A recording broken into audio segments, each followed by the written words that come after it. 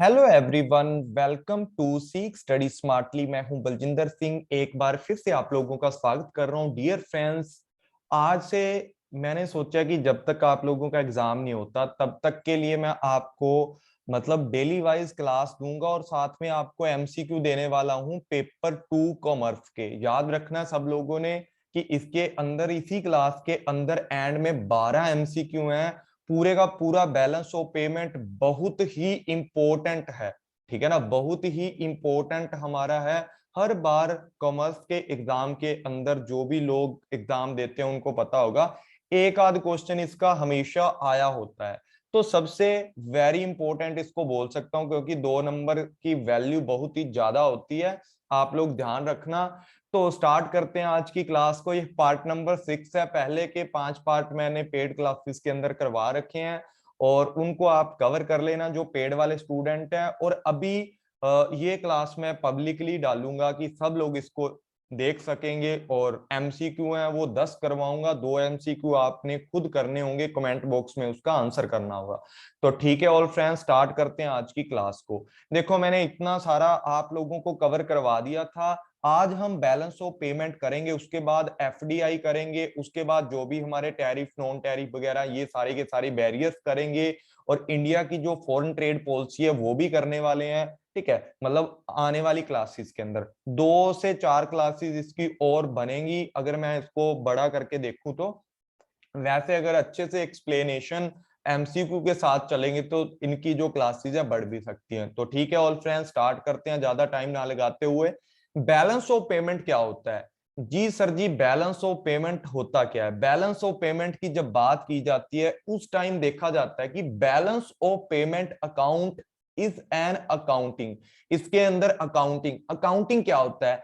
अगर आपको बेसिक सा नॉलेज है, आपको पता होगा अकाउंटिंग के अंदर सारी की सारी चीजें रिकॉर्ड की जाती हैं। सर जी, कौन सी चीजें रिकॉर्ड की जाती हैं? जिनको मॉनिटरी के अंदर प्रेजेंट किया जा सकता है। मतलब बैलेंस ऑफ पेमेंट भी अकाउंटिंग होती है एक तरीके की, जिसके अंदर all monetary transaction between a country and the rest of the world, मतलब पूरे वर्ल्ड के अंदर, एक साइड हमारा इंडिया है, दूसरी साइड पूरा वर्ल्ड है, जो बच जाता है उनके साथ जितने भी एक साल के अंदर जितने भी लेन देन किए जाते हैं, चाहे वो एक्सपोर्ट इंपोर्ट है, कुछ भी है, चाहे गुड्स एंड सर्विसेज हैं, फाइनेंशियल कैपिटल है, कैपिटल ट्रांसफर है, कुछ भी है, ठीक है ना, इनको 3 चीजों में बांटा जाता है। कुछ भी को मतलब जो भी चीजें बैलेंस ऑफ पेमेंट के अंदर आती हैं या पूरे एक कंट्री के द्वारा पूरे देश के साथ या पूरे देश के द्वारा एक पूरे वर्ल्ड के साथ जो भी ट्रांजैक्शन की जाती है ना, मतलब एक कंट्री इंडिया के द्वारा पूरे बाकी वर्ल्ड के साथ जो भी क्या किया जाता है, ट्रांजैक्शन की जाती है, लेन देन किया जाता है, उसका लेखा जोखा जो रिकॉर्ड करके रखा जाता है उसको ही सर जी क्या बोला जाता है? बैलेंस ऑफ पेमेंट उसको बोला जाता है, बीओपी उसको बोला जाता है। इसके अंदर 3 आइटमें इंक्लूड की जाती है, मतलब 3 चीजें इंक्लूड की जाती है। सबसे पहले विजिबल आइटम बोला जाता है, उसके बाद इनविजिबल आइटम है, तीसरे नंबर पर कैपिटल ट्रांसफर इसके अंदर इंक्लूड किया जाता है। विजिबल के अंदर देखा जाए तो कौन सी चीजें आती हैं सर जी? विजिबल के अंदर देखा जाए तो वो सारी की सारी इसके अंदर चीजें आती हैं जो फिजिकल गुड्स के अंदर होती हैं। जब फिजिकल गुड्स के अंदर जिसको देखा जा सकता है, छुआ जा सकता है, ऐसी जो चीजें होती हैं वो विजिबल आइटम के अंदर आती हैं। और ओनली विजिबल आइटम के अंदर फिजिकल गुड्स को इंक्लूड किया जाता है, इसका एक्सपोर्ट इंपोर्ट किया जाता है। उसके बाद बात करते हैं इनविजिबल। इनविजिबल के अंदर बहुत सारी चीजें आती है, ट्रांसपोर्ट एंड सर्विस आ गई, हमारी मेडिकल सर्विस आ गई, किसी एक्सपर्ट की सर्विस आ गई, कोई अदर बैंकिंग सर्विस आ गई, कोई भी ऐसी जो सेवाएं हैं जो अदृश्य रूप से होती हैं लेकिन हम दूसरे देशों से लेते हैं, उनका लेन देन करते हैं, एक्सपोर्ट इंपोर्ट करते हैं, उनको इनविजिबल आइटम बोला जाता है। उसके बाद बात करते हैं कैपिटल। कैपिटल का तो आपको पता है, कैपिटल के अंदर 2 चीजें इंक्लूड की जाती हैं, एक होती है कैपिटल रिसिप्ट होती है, एक होती है कैपिटल पेमेंट। अब जब 2 चीजों की बात की जाती है कैपिटल के अंदर तो क्या होता है? सबसे पहले मैं मेन सी बात आपको बता देता हूं कि जो कैपिटल रिसिप्ट होती हैं या कैपिटल पेमेंट होती है, तो इनको आगे समझेंगे इजी वे से। पहले 3 आइटमें आप लोगों को समझ आ जानी चाहिए कि क्या होता है। बैलेंस ऑफ पेमेंट होता है पूरी एक कंट्री का पूरे वर्ल्ड के साथ जो लेन देन किया जाता है और एक साल के अंदर जो लेन देन किया जाता है उनको लिखना, उनको रिकॉर्ड करना ही बैलेंस ऑफ पेमेंट होता है। इसके अंदर पूरे का पूरा विजिबल आइटम होता है, इनविजिबल आइटम है या कैपिटल जो आपका ट्रांजैक्शन है, ट्रांसफर है, वो इसके अंदर इंक्लूड किया जा सकता है। उसके बाद बैलेंस ऑफ पेमेंट क्या होता है, can be defined as a systematical statement.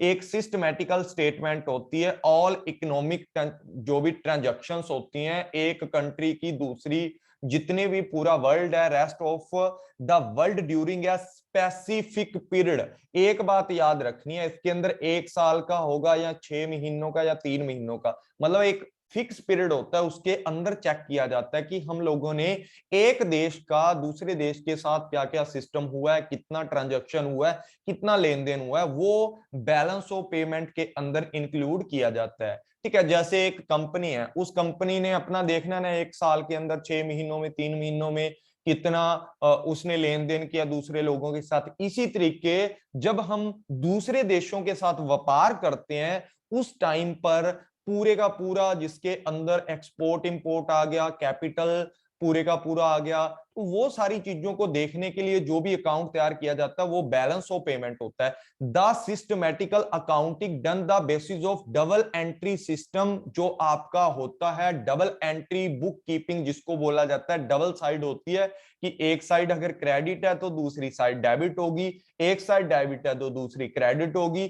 The economic transaction include all such transaction involve, इसके अंदर वो सारी क्या होती हैं, इन्वॉल्व होती हैं चीजें जो क्या होती हैं, title of ownership of the goods and service है उस चीज का ट्रांसफर करना, मनी का ट्रांसफर करना, एसेट्स का ट्रांसफर करना। अब एक बात आपको बता देता हूं कि जब भी हम इन चीजों को ट्रांसफर करते हैं तो कई चीजों में ओनरशिप ट्रांसफर होती है, कहीं के अंदर ओनरशिप ट्रांसफर नहीं भी होती, वो आगे देखेंगे जब हम 2 अकाउंट पढ़ेंगे इसके, तो ये चीज और पढ़ लेते हैं। इसके अंदर सारी की सारी जो ऑल इंटरनेशनल लेवल की मॉनेटरी ट्रांजैक्शन होती है उसको स्पेसिफिक टाइम ऑफ पीरियड के अंदर उसकी जो कैलकुलेशन होती है, उसका जो अकाउंटिंग सिस्टम होता है पूरे का पूरा जो डबल एंट्री सिस्टम के बेस्ड होता है, उस सारी चीजों को इसके अंदर इंक्लूड किया जाता है। इसके अंदर पब्लिक एंड प्राइवेट सेक्टर दोनों के जो अकाउंटिंग सिस्टम होते हैं, मतलब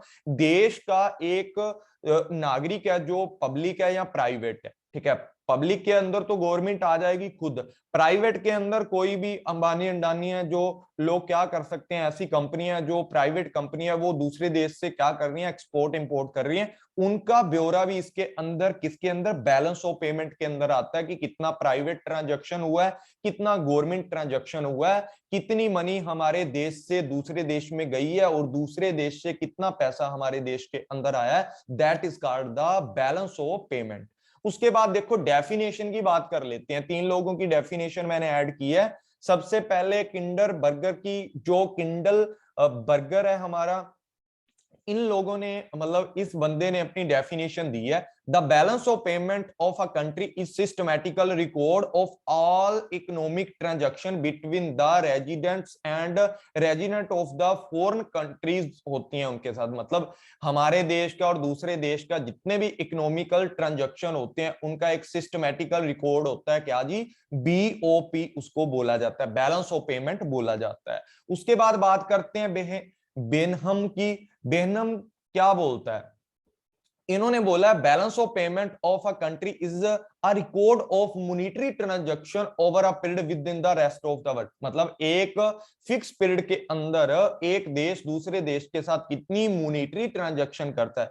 इसके अंदर इकोनॉमिकल ट्रांजैक्शन, बात तो वही है, हर बंदा अपने अपने वर्डों में उसको बता रहा है। उसके बाद एक और है जेम्सो इनग्राम, इन्होंने अपना बोला है the balance of payment is the summary record of, एक समरी रिकॉर्ड ऑफ होता है economical transaction between the resident country one country and the rest of the world during the given a period of the time. इन्होंने ये बोल दिया, मतलब अपने अपने तरीके से इन्होंने एक ही बात बोली है कि एक देश का दूसरे देश के साथ एक फिक्स टाइम के अंदर, एक मतलब 1 ईयर के अंदर जो भी और ट्रांजैक्शन होती है वो बीओपी में आती हैं। इसके अंदर जितना भी कार्यक्रम किया जाता है सिस्टमैटिकल तरीके से किया जाता है, उसके अंदर डबल एंट्री सिस्टम का यूज किया जाता है। दूसरी एक और आपको बात यहां पर बता देता हूं, जब क्या होता है सर जी, जब किसी भी करेंसी का इनफ्लो होता है, यहां ही बता देता हूं आपको, किसी करेंसी का इनफ्लो होता है ना, उस टाइम पर क्या होता है, वो चीज हमारे अकाउंट के अंदर क्रेडिट में लिखी जाती है। मतलब जैसे आप लोगों ने क्या किया है, एक्सपोर्ट किया है, ठीक है, वो चीज आपकी इनफ्लो करेगी, पैसा लेकर आएगी हमारी कंट्री के अंदर, उसको क्रेडिट में लिखा जाता है। जो चीज आप लोगों ने देनी होती है वो हमेशा डेबिट साइड आती है। डेबिट साइड मतलब आउटफ्लो, जो भी जितने भी आउटफ्लो हो जाएंगे वो सारे के सारे कहां आ जाएंगे सर जी, डेबिट साइड पर आ जाएंगे। दो साइड होती हैं बैलेंस ऑफ पेमेंट की। आगे बात करते हैं फीचर्स की। फीचर क्या क्या है, सिस्टमैटिकल कोड रखता है, ठीक है, एक वर्ल्ड के साथ, पूरे वर्ल्ड के साथ, जो रेस्ट ऑफ द वर्ल्ड है इसके साथ जितने भी इकोनॉमिकल ट्रांजैक्शन किए हैं, इसके अंदर visible as well as invisible transaction भी यूज की जाती हैं। एक रिलेटेड पीरियड होता है, मतलब एक साल के अंदर एनुअल स्टेटमेंट इसकी बनाई जाती है। उसके बाद डबल एंट्री सिस्टम होता है, उसके अकॉर्डिंग इसके अंदर क्या रखा जाता है सर जी, बुक कीपिंग। और जो बात मैंने अभी बताई है, डबल साइड होती है, क्रेडिट साइड और डेबिट साइड है। रिसिप्ट है, जितने भी लेन देन है आपके, उनके अंदर जो आप लोगों को प्राप्त होने वाली चीजें हैं, रिसिप्ट हैं आपकी, वो क्रेडिट साइड आती हैं, और पेमेंट सारी की सारी डेबिट साइड आती हैं कि आप लोगों ने ये पेमेंट करनी है। उसके बाद और थोड़े फीचर देख लो, वही सारी की सारी बातें बताई हैं जो पीछे बताई गई हैं। सिस्टमैटिक का रिकॉर्ड है, फिक्स पीरियड है, ठीक है, कंप्रेहेंसिव एक स्टडी, कंप्रेहेंसिवनेस स्टडी करते हैं इसके अंदर। एक विजिबल चीजों की अलग हो जाती है, इनविजिबल चीजों की अलग हो जाती है स्टडी। कैपिटल ट्रांसफर है उसकी अलग से, मतलब 3 आइटमें मैंने बताई हैं, उन तीनों की अलग अलग आप लोग मतलब बना सकते हो, क्लासिफिकेशन करके उसका पता लगा सकते हो कितना आप लोगों ने विजिबल चीजों पे खर्च किया है, कितना आप लोगों ने एक्सपोर्ट इंपोर्ट किया है। वो सारी चीजें, इनविजिबल में कितना एक्सपोर्ट इंपोर्ट है, कैपिटल में कितना है, कितना कैपिटल में एफडीआई है, कितना पोर्टफोलियो इन्वेस्टमेंट है, वो सारी चीजें इसके अंदर एक डीपली स्टडी हम लोग कर सकते हैं। डबल एंट्री सिस्टम मैंने पहले ही बता दिया क्या होता है। एडजस्टमेंट ऑफ द डिफरेंसेस, कि आपको पता है, आगे बताता हूं, कि एक होता है बैलेंस ऑफ पेमेंट, एक होता है बैलेंस ऑफ ट्रेड, बीओटी जिसको बोला जाता है, बैलेंस ऑफ ट्रेड। ये एक अलग फंडा है, ये भी आपको इसी के अंदर समझाने वाला हूं। बैलेंस ऑफ ट्रेड क्या होता है, जब ओनली ओनली क्या किया जाता है, चलो ये आगे समझाता हूं उसके अंदर, ठीक है। यहां तक सभी को समझ आ गई तो कमेंट कर देना नीचे, ठीक है। यूट्यूब पे भी यहां तक जिन जिन लोगों को समझ आ गई कमेंट करके बता सकते हैं, कि जो भी पॉइंट आपको समझ नहीं आया वो कमेंट करके बता देना, मैं उसको दोबारा आपको एक्सप्लेन कर दूंगा चैनल के थ्रू, टेलीग्राम चैनल पर रिकॉर्डिंग डालकर, ठीक है। एडजस्टमेंट ऑफ द डिफरेंसेस मतलब जो भी आपके टोटल रिसिप्ट और पेमेंट है उसके बीच में जो डिफरेंस आ जाता है उसको एडजस्ट किया जाता है इसके अंदर। सेल्फ एडजस्टेड भी बैलेंस ऑफ पेमेंट को बोला जाता है। क्या बोला जाता है सर जी, सेल्फ एडजस्टमेंट भी कर लेता है बैलेंस ऑफ पेमेंट, इसको सेल्फ एडजस्टमेंट भी बोला जाता है। ये आपने कैरेक्टरिस्टिक में या इसके फीचर के अंदर ध्यान रखना है कि ये सेल्फ बैलेंस्ड होता है, सेल्फ एडजस्टमेंट खुद की कर लेता है। उसके बाद बात करते हैं, ऑल आइटम इसके अंदर इंक्लूड की जाती हैं, चाहे गवर्नमेंट है चाहे प्राइवेट है, मैंने पहले बता दिया, चाहे प्राइवेट ट्रांजैक्शन है चाहे पब्लिक ट्रांजैक्शन है, गवर्नमेंट ट्रांजैक्शन है चाहे नॉन गवर्नमेंटल ट्रांजैक्शन, सारे के सारे इसके अंदर इंक्लूड किए जाते हैं जो एक देश से दूसरे देश के साथ किए जाते हैं। उसके बाद सर जी बात करते हैं आगे, ठीक है जी, ये 2 बार ऐड हो गया, चलो कोई बात नहीं। पर्पस क्या होते हैं बैलेंस ऑफ पेमेंट के, बैलेंस ऑफ पेमेंट से हमें क्या क्या चीजें पता लगती हैं, बैलेंस ऑफ पेमेंट से क्या क्या चीजें हमें पता लगती हैं, देखो उसकी बात मैं बताता हूं। द बेसिक पर्पस है कि बैलेंस ऑफ पेमेंट जब बनाते हैं, अकाउंटिंग करते हैं, तो हमें पता लग जाता है कि इंटरनेशनल लेवल के ऊपर हमारे कितनी स्ट्रेंथ है, कितनी वीकनेस है, किस चीज का हम लोग मतलब डिमांड का भी पता लग जाता है कि दूसरे लोग कौन सी चीजें ज्यादा हमारी इंपोर्ट कर रहे हैं, तो हमारी स्ट्रेंथ और वीकनेस का पता लग जाता है। सामने वाले देश के पास क्या क्या अच्छे चीजें हैं, क्या क्या अच्छी मशीनरी है, वो सारी की सारी पता लग जाती है, कितने प्राइस में वो बेच रहा है, कितने में, सारा का सारा ओवरऑल जो इंटरनेशनल ट्रेड है ना उसको एनालाइज करने के लिए ही क्या किया जाता है, बीओपी बनाया जाता है। ठीक है, इसके अंदर सारा का सारा पता लग जाता है, एक डायरेक्शन हमें मिल जाती है, हमें पता लग जाता है कि कैपिटल मूवमेंट कैसे करने हैं, हम लोगों ने एक्सपोर्ट इंपोर्ट कैसे करने हैं, हमारी इकोनॉमिकल जो कंडीशन है वो किस तरीके की है हमारी कंट्री की, और क्या क्या उसके कारण है, उसको कैसे इंप्रूव किया जा सकता है। बैलेंस ऑफ पेमेंट के अंदर, ठीक है, बैलेंस ऑफ पेमेंट के अंदर क्या होता है, स्टेटमेंट होती है given the wrong signal to, मतलब आने वाली वार्न कर देती है कि जो हमारी गलत चीजें होती हैं, रोंग चीजें होती हैं, उनके लिए हमें अलर्ट करती है और वार्निंग देती है आने वाले टाइम के लिए कि आपकी जो फ्यूचर पॉलिसी है उसको इस तरीके से फॉर्मेशन किया जाना चाहिए। ठीक है, बैलेंस ऑफ पेमेंट उसके अंदर भी आपकी हेल्प करती है, ये हिंदी के अंदर आपका बता रखा है। उसके बाद बात करते हैं सर जी कंपोनेंट क्या होते हैं बैलेंस ऑफ पेमेंट के। बैलेंस ऑफ पेमेंट के अंदर तीन कंपोनेंट होते हैं, बेसिकली तो दो अकाउंट माने जाते हैं। सबसे पहले बात करते हैं करंट अकाउंट की। करंट अकाउंट क्या होता है, उससे पहले आपको बता देता हूं कि इसके अंदर हर, मतलब बुक के अंदर कुछ ना कुछ अलग अलग दिया होगा, आप पढ़ लेना, लेकिन जो बेसिक से कंपोनेंट होते हैं वो दो ही माने गए हैं। कौन कौन से माने गए हैं सर जी, एक तो करंट अकाउंट बैलेंस जिसको बोला जाता है, एक करंट अकाउंट होता है, दूसरा इसके अंदर क्या होता है कैपिटल अकाउंट होता है, और तीसरा जो बोला जाता है ओवरऑल बीओपी इसको बोल दिया जाता है। इसके अंदर सारी चीजें इंक्लूड की जाती हैं जो रह जाती हैं, तो एक एक करके इसको पढ़ते हैं। सबसे पहले बात करते हैं करंट अकाउंट बैलेंस की। सर जी करंट अकाउंट बैलेंस क्या चीज है, देखो करंट अकाउंट बैलेंस की जब बात करते हैं ना, तो करंट अकाउंट या चालू खाता किसको बोला जाता है, ऐसी चीजें जो आपकी असेट्स हैं जो भी, ठीक है, या आपकी लायबिलिटी है, लायबिलिटीज हैं जो भी, उनके ऊपर किसी भी तरीके का चेंज नहीं आता। आपकी ना तो एसेट्स के अंदर चेंज आता, ना आपकी लायबिलिटीज के अंदर चेंज आता, तो वो सारी की सारी, मतलब नगदी जो काम है ना सारे का सारा, वो आता है करंट अकाउंट में। एक साल में आपने कितना नगद काम किया, कितना लेन देन किया, वो सारा का सारा करंट अकाउंट में आता है। ना तो इससे आपकी एसेट्स पे ज्यादा इफेक्ट पड़ता है, ना आपकी लायबिलिटी में कोई चेंज आता है। किससे सर जी, क्योंकि ये आप लोगों का करंट अकाउंट होता है। Balance of payment on the current account is the statement of actual receipt and payment in the short term period. यहां पर क्या होती है सर जी, एक्चुअल पेमेंट आपको कितनी हुई है, या एक्चुअल रिसिप्ट्स आपकी कितनी है, कितनी आपकी प्राप्तियां हैं, कितने आपके भुगतान हैं, उनको बताया जाता है। और कब बताया जाता है सर जी, शॉर्ट टर्म पीरियड के अंदर इसको बताया जाता है। दूसरी बात, इसके अंदर क्या इंक्लूड किया जाता है, it include the value of export and import of both visible and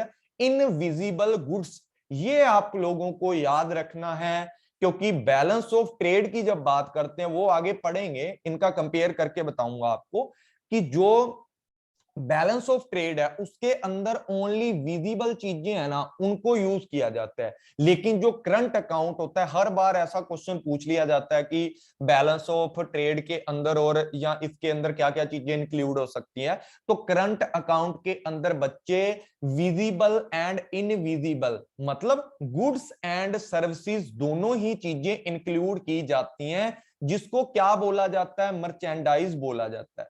merchandise इसको बोला जाता है, ठीक है, या इसको विजिबल बोल दिया जाता है, मर्चेंडाइज बोला जाता है, कुछ भी इसको लगा लो कि विजिबल एंड नॉन विजिबल, मतलब फिजिकल गुड्स एंड सर्विसेज दोनों इसके अंदर इंक्लूड की जाती हैं। और जो आपका करंट अकाउंट होता है ना, वो या तो डेफिसिट हो सकता है, मतलब या सरप्लस हो सकता है, दोनों में से कुछ भी हो सकता है। लेकिन जो आपका बैलेंस ऑफ पेमेंट है पूरे का पूरा, वो हमेशा और हमेशा क्या होता है, हमेशा बैलेंस में होता है, मतलब दोनों उसकी लेफ्ट और राइट साइड, क्रेडिट और डेबिट साइड हमेशा क्या होती हैं, इक्वल होती हैं। लेकिन जो करंट अकाउंट होता है इसके अंदर कभी आपका सरप्लस भी हो सकता है, मतलब आपको फायदा भी हो सकता है, कभी आपको घाटा भी हो सकता है इसके अंदर। द करंट अकाउंट इंक्लूड करता है export and import of services, मतलब ये सर्विसेज हो सकती है, इंटरेस्ट हो सकता है, profit, dividend,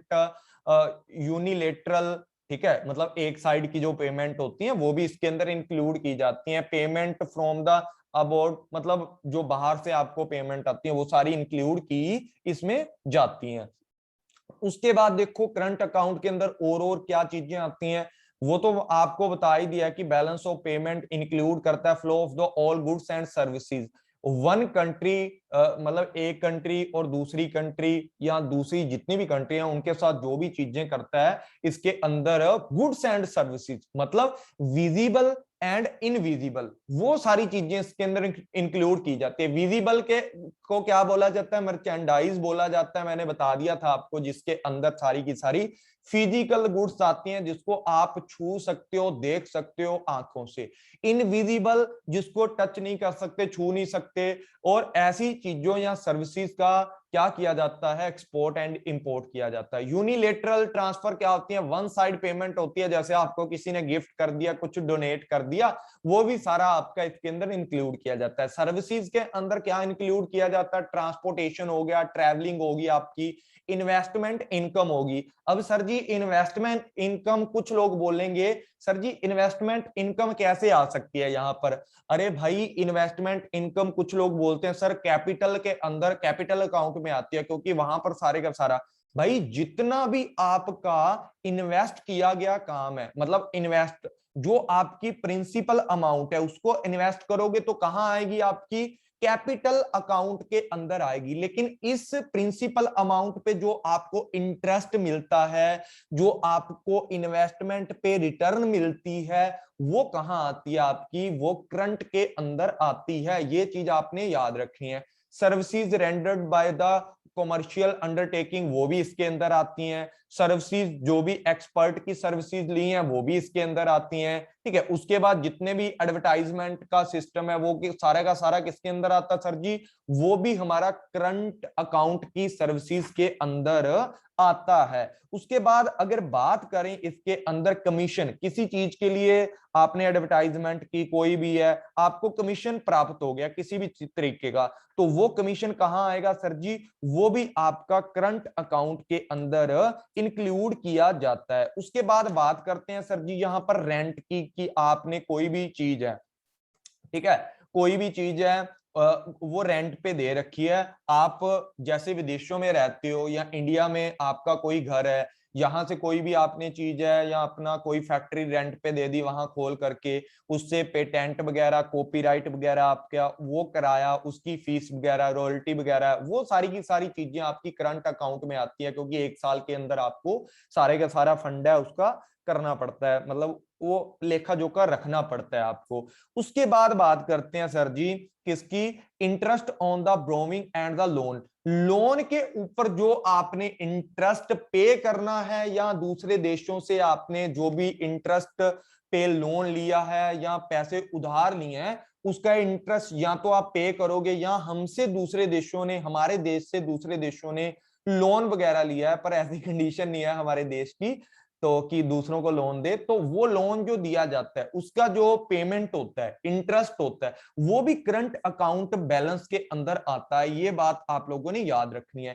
capital account balance क्या होता है सर जी, कैपिटल अकाउंट बैलेंस के अंदर वो सारी फाइनेंशियल ट्रांजैक्शन होती हैं जो मतलब रिसिप्ट एंड पेमेंट होती है ना, वो सारी की सारी जो वित्तीय लेन देन होते हैं। अब बात करते हैं किसकी, जो भी आपका वित्तीय लेन देन होता है, जितने भी आप लोगों ने इन्वेस्टमेंट किया होता है, जितना भी आप लोगों ने दूसरे देश के अंदर कोई ना कोई किसी ना किसी तरीके से पेमेंट की होती है, वो सारी की सारी किसके अंदर आती है सर जी, वो आती है कैपिटल अकाउंट के अंदर। इसके अंदर इन्वेस्ट किया गया पैसा आ जाता है, दूसरे देशों से जो आप लोगों ने लोन लिया है या ब्रोइंग किया है कोई भी, वो चीज आ जाती है, बोरो किया जो भी चीज वो आ जाती है, लोन लिया वो आ जाती है, या जो भी आपकी एक्सटर्नल, ये एक्सटर्नल ब्रोविंग इसको बोला जाता है, या एक्सटर्नल आपकी असिस्टेंस होती है, वो भी असिस्टेंस इसके अंदर इंक्लूड की जा सकती है। अब देखो जो कैपिटल अकाउंट होता है ज्यादातर लॉन्ग टाइम का होता है,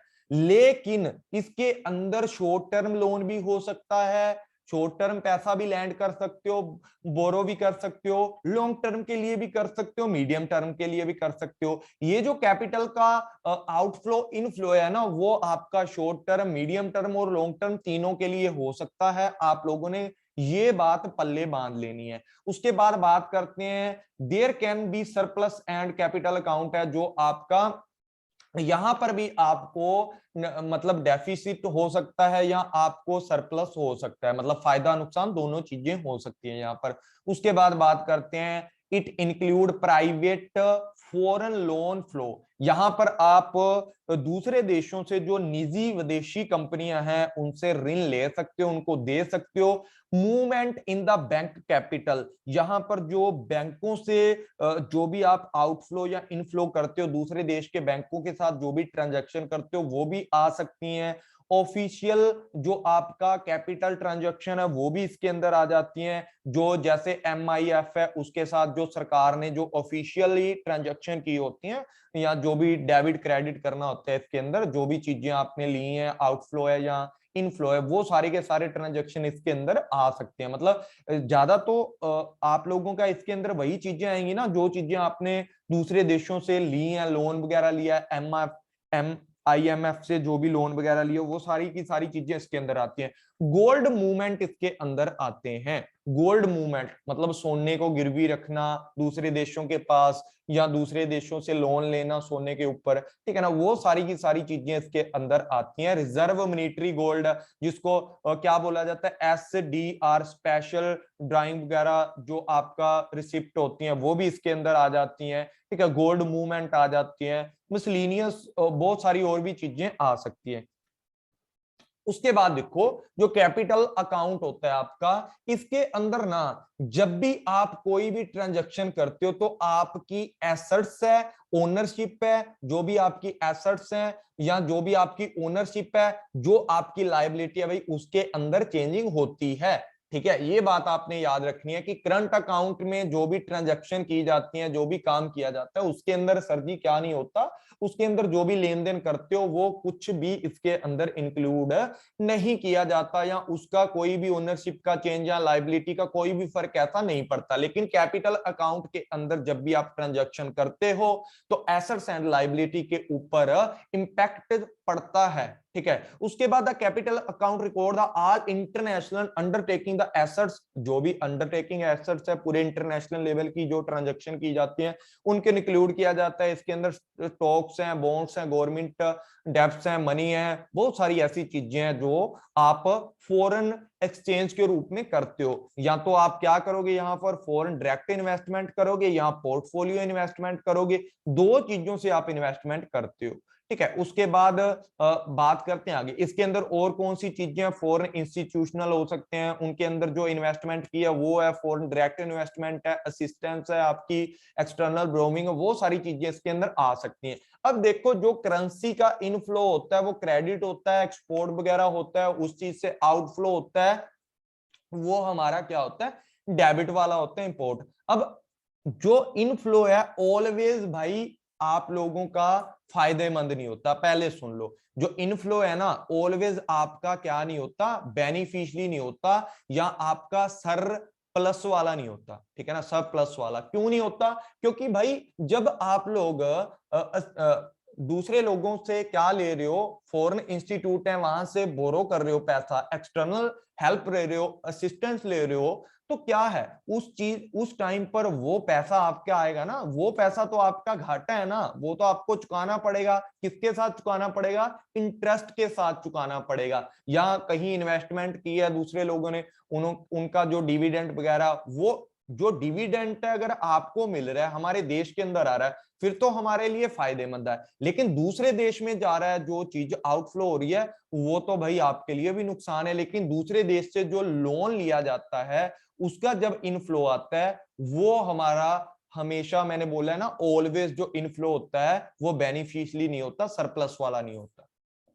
उसके बाद बात करते हैं ओवरऑल बीओपी की। ओवरऑल बीओपी की बात करते हैं सर जी, कैसे ओवरऑल बीओपी की बात की जाती है तो इसके अंदर सारी की सारी चीजें इंक्लूड की जाती हैं। सारी की सारी कौन कौन सी चीजें इसके अंदर, कैपिटल और करंट अकाउंट के साथ साथ और भी बहुत सारी जो चीजें होती हैं इंक्लूड की जाती हैं। Include the error and omission, officially जो रिजर्व ट्रांजैक्शन होती हैं जिसको आरबीआई हैंडल करता है ना, तो मतलब जो भी आपकी SDR वगैरह होती है ना उसके लिए जो भी रिजर्व अकाउंट बनाया जाता है वो सारी चीजें इसके अंदर इंक्लूड की जाती हैं, ठीक है।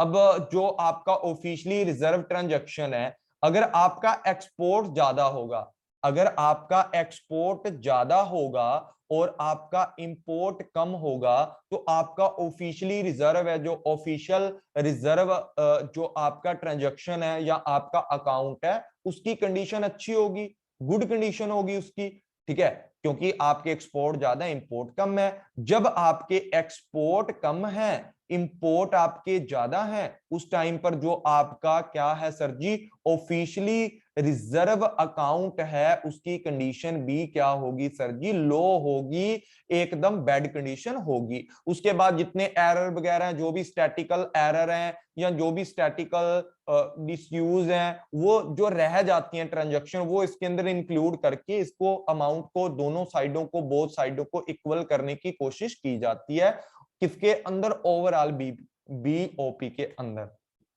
अब ओवरऑल बीओपी के अंदर सबसे पहले सर जी करंट अकाउंट होता है, फिर प्लस कैपिटल अकाउंट होता है, फिर ऑफिशियली जो रिजर्व अकाउंट होता है उसका देखा जाता है, फिर एरर एंड ओमिशन, कोई भी चीज आपकी स्टैटिकल रिड्यूस मतलब जो भी आपकी चीजें रह गई हैं, जहां जो ट्रांजैक्शन आपने रिकॉर्ड नहीं की है, या स्टैटिकल जो भी आपके एरर हैं कैलकुलेशन के अंदर, वो सारी की सारी इसके अंदर इंक्लूड किए जाते हैं, ठीक है ना। डिस्पेंसेस मतलब जो आपका स्टैटिकल कैलकुलेशन के अंदर जो प्रॉब्लम है ना, वो इसके अंदर इंक्लूड करके उसके बाद दोनों साइडों को मतलब इक्वल किया जाता है, क्योंकि जितने आप इंपोर्ट करोगे उतना एक्सपोर्ट करोगे, बराबर का अमाउंट रहता है, तो उसके अंदर जो दोनों डबल एंट्री सिस्टम है वो भी आप लोगों की इक्वल आती हैं हमेशा, वो तो अकाउंटिंग का रूल है, आपको पता ही है। अब देखो कंपोनेंट को एक ब्रीफ वे में आपको समझा देता हूं कि जब बात करते हैं सर जी करंट अकाउंट की, करंट अकाउंट के अंदर क्या होता है,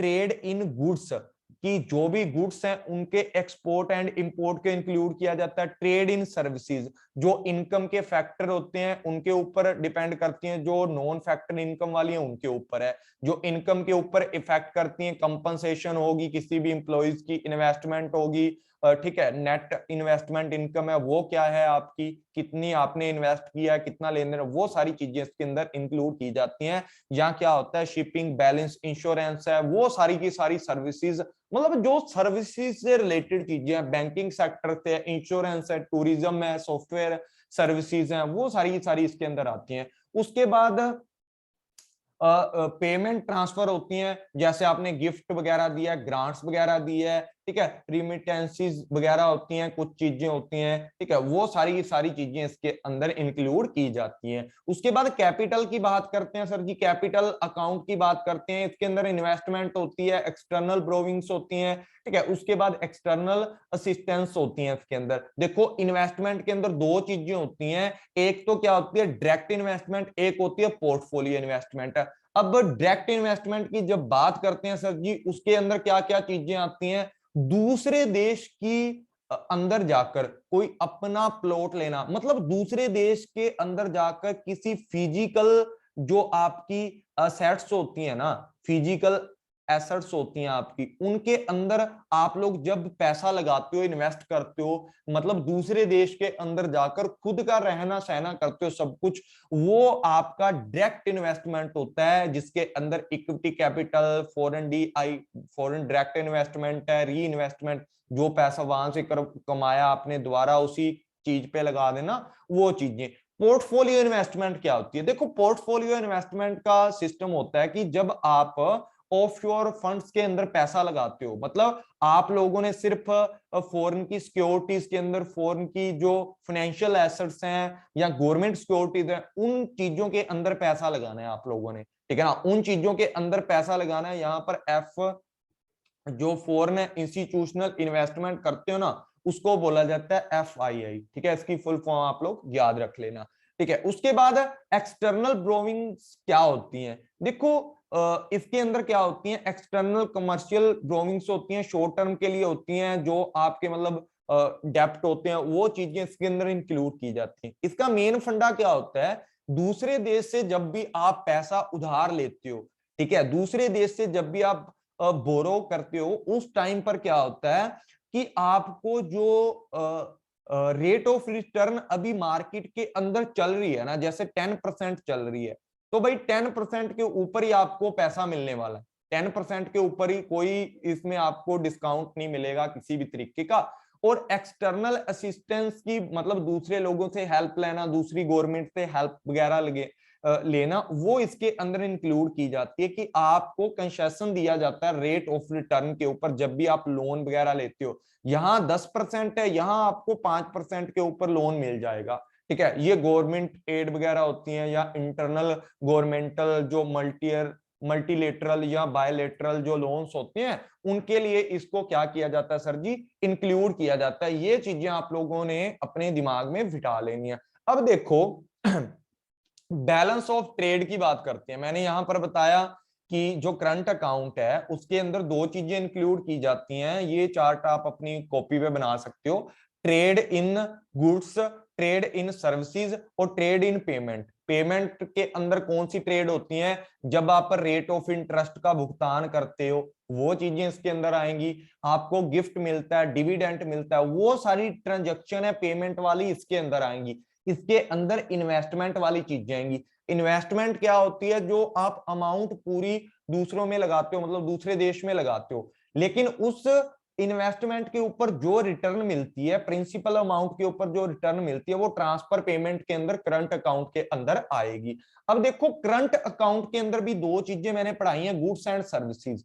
अब बात करते हैं किसकी, बैलेंस ऑफ ट्रेड की, बीओटी की बात करते हैं। बीओटी मतलब बैलेंस ऑफ ट्रेड, और बैलेंस ऑफ पेमेंट की बात करते हैं। पहले बात करते हैं balance of trade and current account की। देखो करंट अकाउंट और बैलेंस ऑफ पेमेंट की जब बात की जाती है, जब बात करते हैं बैलेंस ऑफ ट्रेड की, बैलेंस ऑफ ट्रेड डिफाइंड किया जाता है net balance of the export and import goods and services. एक पीरियड के अंदर, एक साल के अंदर जितनी भी क्या होती हैं यहां पर, जितनी भी, इसको क्या बोला जाता था, मर्चेंडाइज या विजिबल, ठीक है ना, विजिबल चीजों का जो भी आप लेखा जोखा करते हो, लेन देन करते हो एक देश से दूसरे देश का, वो किसके अंदर आता है, बैलेंस ऑफ ट्रेड के अंदर आता है। मतलब टोटली जितनी भी फिजिकल आपकी गुड्स एंड सर्विसेज होती है ना, सॉरी सर्विसेज इसके अंदर नहीं आएगा, ठीक है ना, सर्विसेज इसके अंदर नहीं आएगा। फिजिकल जो चीजें होती है ना, जिसको टच करके देख सकते हैं, जिसको गुड्स बोला जाता है,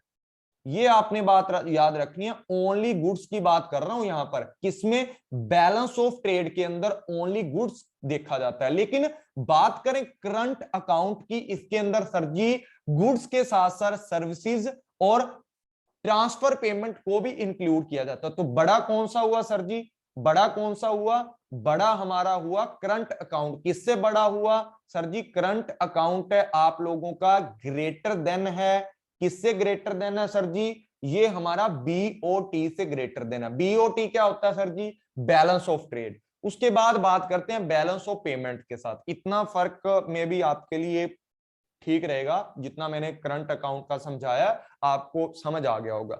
उसके बाद बैलेंस ऑफ ट्रेड, इसके अंदर ओनली गुड्स वगैरह दिया जाता है, इसके अंदर गुड्स एंड सर्विसेज, साथ में यूनिलेटरल ट्रांसफर, कैपिटल अकाउंट, सारी चीजों को इसके अंदर इंक्लूड किया जाता है। किसके अंदर, बैलेंस ऑफ पेमेंट के अंदर, ठीक है, मतलब ओवरऑल। ये आपका क्या हो सकता है, ऑलवेज मतलब इन इक्विलिब्रियम में हो सकता है या इक्विलिब्रियम में हो सकता है, ये ऑलवेज इक्विलिब्रियम होता है। उसके बाद what it's the about, about की बात करते हैं। The balance of trade help the country look at the net profit and net loss के बारे में बताता है, कितना आपने गुड्स के अंदर इंपोर्ट एक्सपोर्ट किया है। इसके अंदर पूरे का पूरा प्रॉपरली अकाउंट तैयार किया जाता है और पूरी पेमेंट्स के बारे में बताया जाता है कि एक देश की दूसरे देश के साथ कितनी पेमेंट हुई है ओवरऑल, मतलब ये ओवरऑल चीजों को बताता है। और ये आपका ओनली किसको, goods and services, sorry goods के बारे में बताता है, only goods.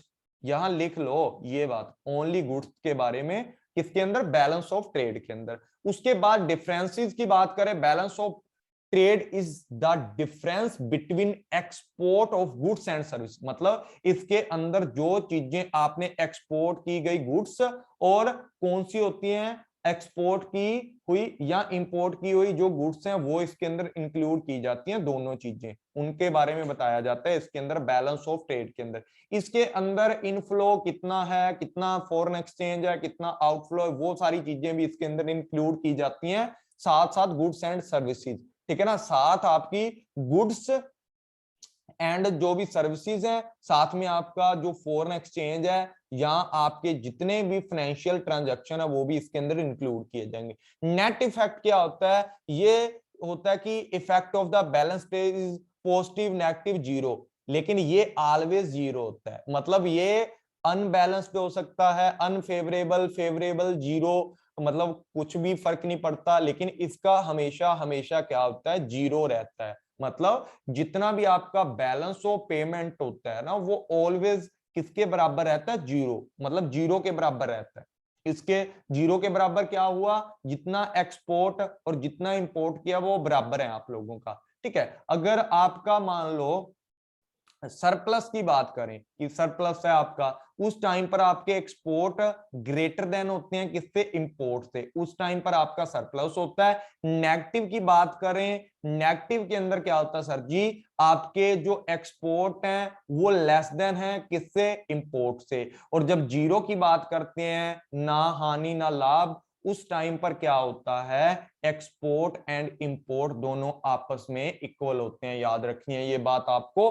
Type of the transaction कौन कौन से होते हैं? गुड्स रिलेटेड होती हैं, लेकिन इसके अंदर goods and services and transfer the any type of the investment, any financial transaction इसके अंदर इंक्लूड की जाती हैं। ये छोटा है और ये बड़ा टाइप है, मतलब ये बड़ा टाइप है इंटरनेशनल लेवल पे जो भी आप करते हो। बैलेंस ऑफ ट्रेड है वो एक नैरो टाइप है, ये वाइड टाइप है बैलेंस ऑफ पेमेंट।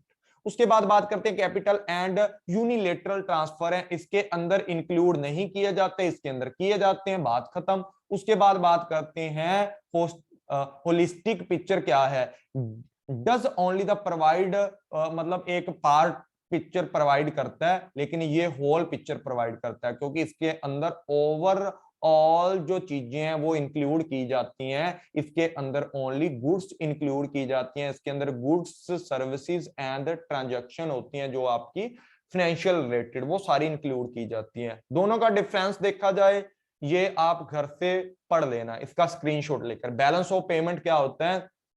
ये स्टेटमेंट के अंदर एक्सपोर्ट, बैलेंस ऑफ ट्रेड क्या होता है? इसके अंदर एक्सपोर्ट किया जाता है ओनली ओनली एक पीरियड के अंदर सिर्फ और सिर्फ गुड्स का किया जाता है, गुड्स के द्वारा, ठीक है। इसके अंदर ट्रांजैक्शन की जाती है, जितनी भी ऑल मॉनेटरी ट्रांजैक्शन है सारी इंक्लूड की जाती हैं। इसके अंदर अगर बात की जाए, इसके अंदर अगर बात की जाए तो हमारी फिजिकल आइटम है वो इंक्लूड की जाती हैं, इसके अंदर नॉन फिजिकल आइटम भी इंक्लूड की जाती हैं। उसके बाद does note the include capital, जो रिसिप्ट एंड पेमेंट होती हैं वो इसके अंदर इंक्लूड नहीं की जाती, इसके अंदर इंक्लूड की जाती है।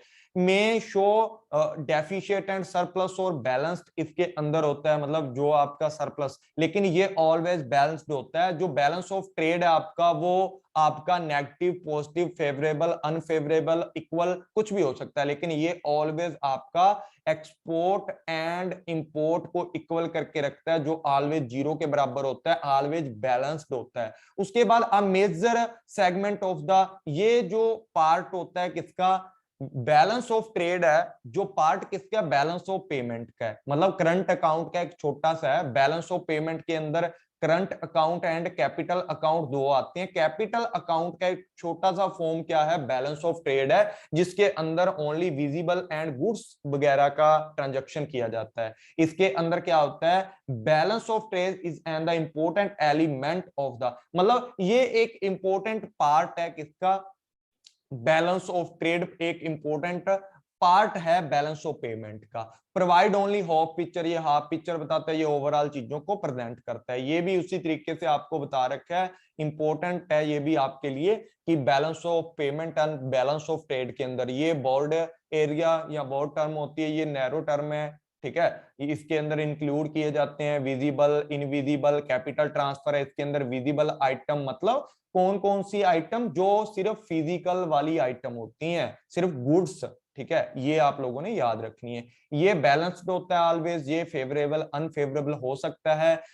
बैलेंस ऑफ पेमेंट के अंदर current account plus capital account and balancing item, या जो भी आपके स्टैटिकल एरर होते हैं या आपके ओमिशंस होते हैं, जो ट्रांजैक्शन भूल जाते हैं, वो सारी चीजें इसमें इंक्लूड की जाती हैं। लेकिन इसके अंदर net earning on the export, net minus net payment on for import, वो चीजें इसके अंदर इंक्लूड की जाती हैं। इसके अंदर क्या होती हैं, सारी की सारी जो फैक्टर होते हैं जो हमारे बैलेंस ऑफ पेमेंट को क्या करते हैं, इंपैक्ट करते हैं, वो इंक्लूड किए जाते हैं। इसके अंदर ऐसा कुछ भी नहीं होता। इसके अंदर कॉस्ट ऑफ प्रोडक्शन को देखा जाता है, जो गुड्स से रिलेटेड होते हैं ना, ठीक है, वो देखे जाते हैं। लेकिन इसके अंदर इकोनॉमिकल फैक्टर, कंडीशन, सारे के सारे बैलेंस ऑफ पेमेंट से रिलेटेड फैक्टर देखे जाते हैं।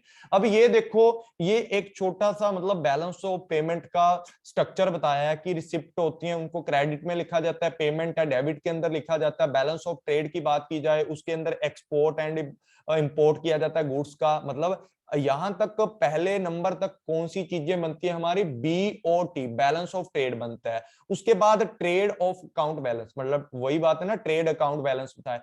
करंट अकाउंट कब बन जाता है, जब इसके अंदर सर्विसेज इंक्लूड की जाती है, यूनिलेटरल रिसिप्ट होती है, इंटरेस्ट, प्रॉफिट, डिविडेंड, ये सारी चीजें इंक्लूड हो जाती हैं। यहाँ आप एक्सपोर्ट इंपोर्ट करते हो सर्विस का, दोनों साइड एक ही जैसी चीजें होती हैं, वो करंट अकाउंट बन जाता है। 1 से लेकर 4 तक करंट अकाउंट है, पहला ओनली है वो बीओटी है। उसके बाद बात करते हैं सर जी किसकी, कैपिटल अकाउंट बैलेंस की। कैपिटल अकाउंट के अंदर सर जी और भी चीजें आ जाती हैं इनके साथ साथ, पहले 4 के साथ साथ 5 से लेकर 8 वाली चीजें भी आ जाती हैं। सर जी कौन सी आती हैं, फॉरेन इन्वेस्टमेंट है, शॉर्ट टर्म की ब्रोविंग है, या आपके जो भी मैंने पहले बताए थे ना कि इंस्टीट्यूट से लेना देना जो भी आपका करना है शॉर्ट टर्म के लिए, या आपके जो भी स्टैटिकल डिस्क्रेपेंसीज होती हैं, या जिसको एरर बोला जाता है, एमिशन बोला जाता है, वो सारी चीजें इसके अंदर इंक्लूड की जाती हैं बाद में 5 से लेकर 8 तक, ताकि जो आपका बैलेंस ऑफ पेमेंट है उसको दोनों साइड बराबर की जाए।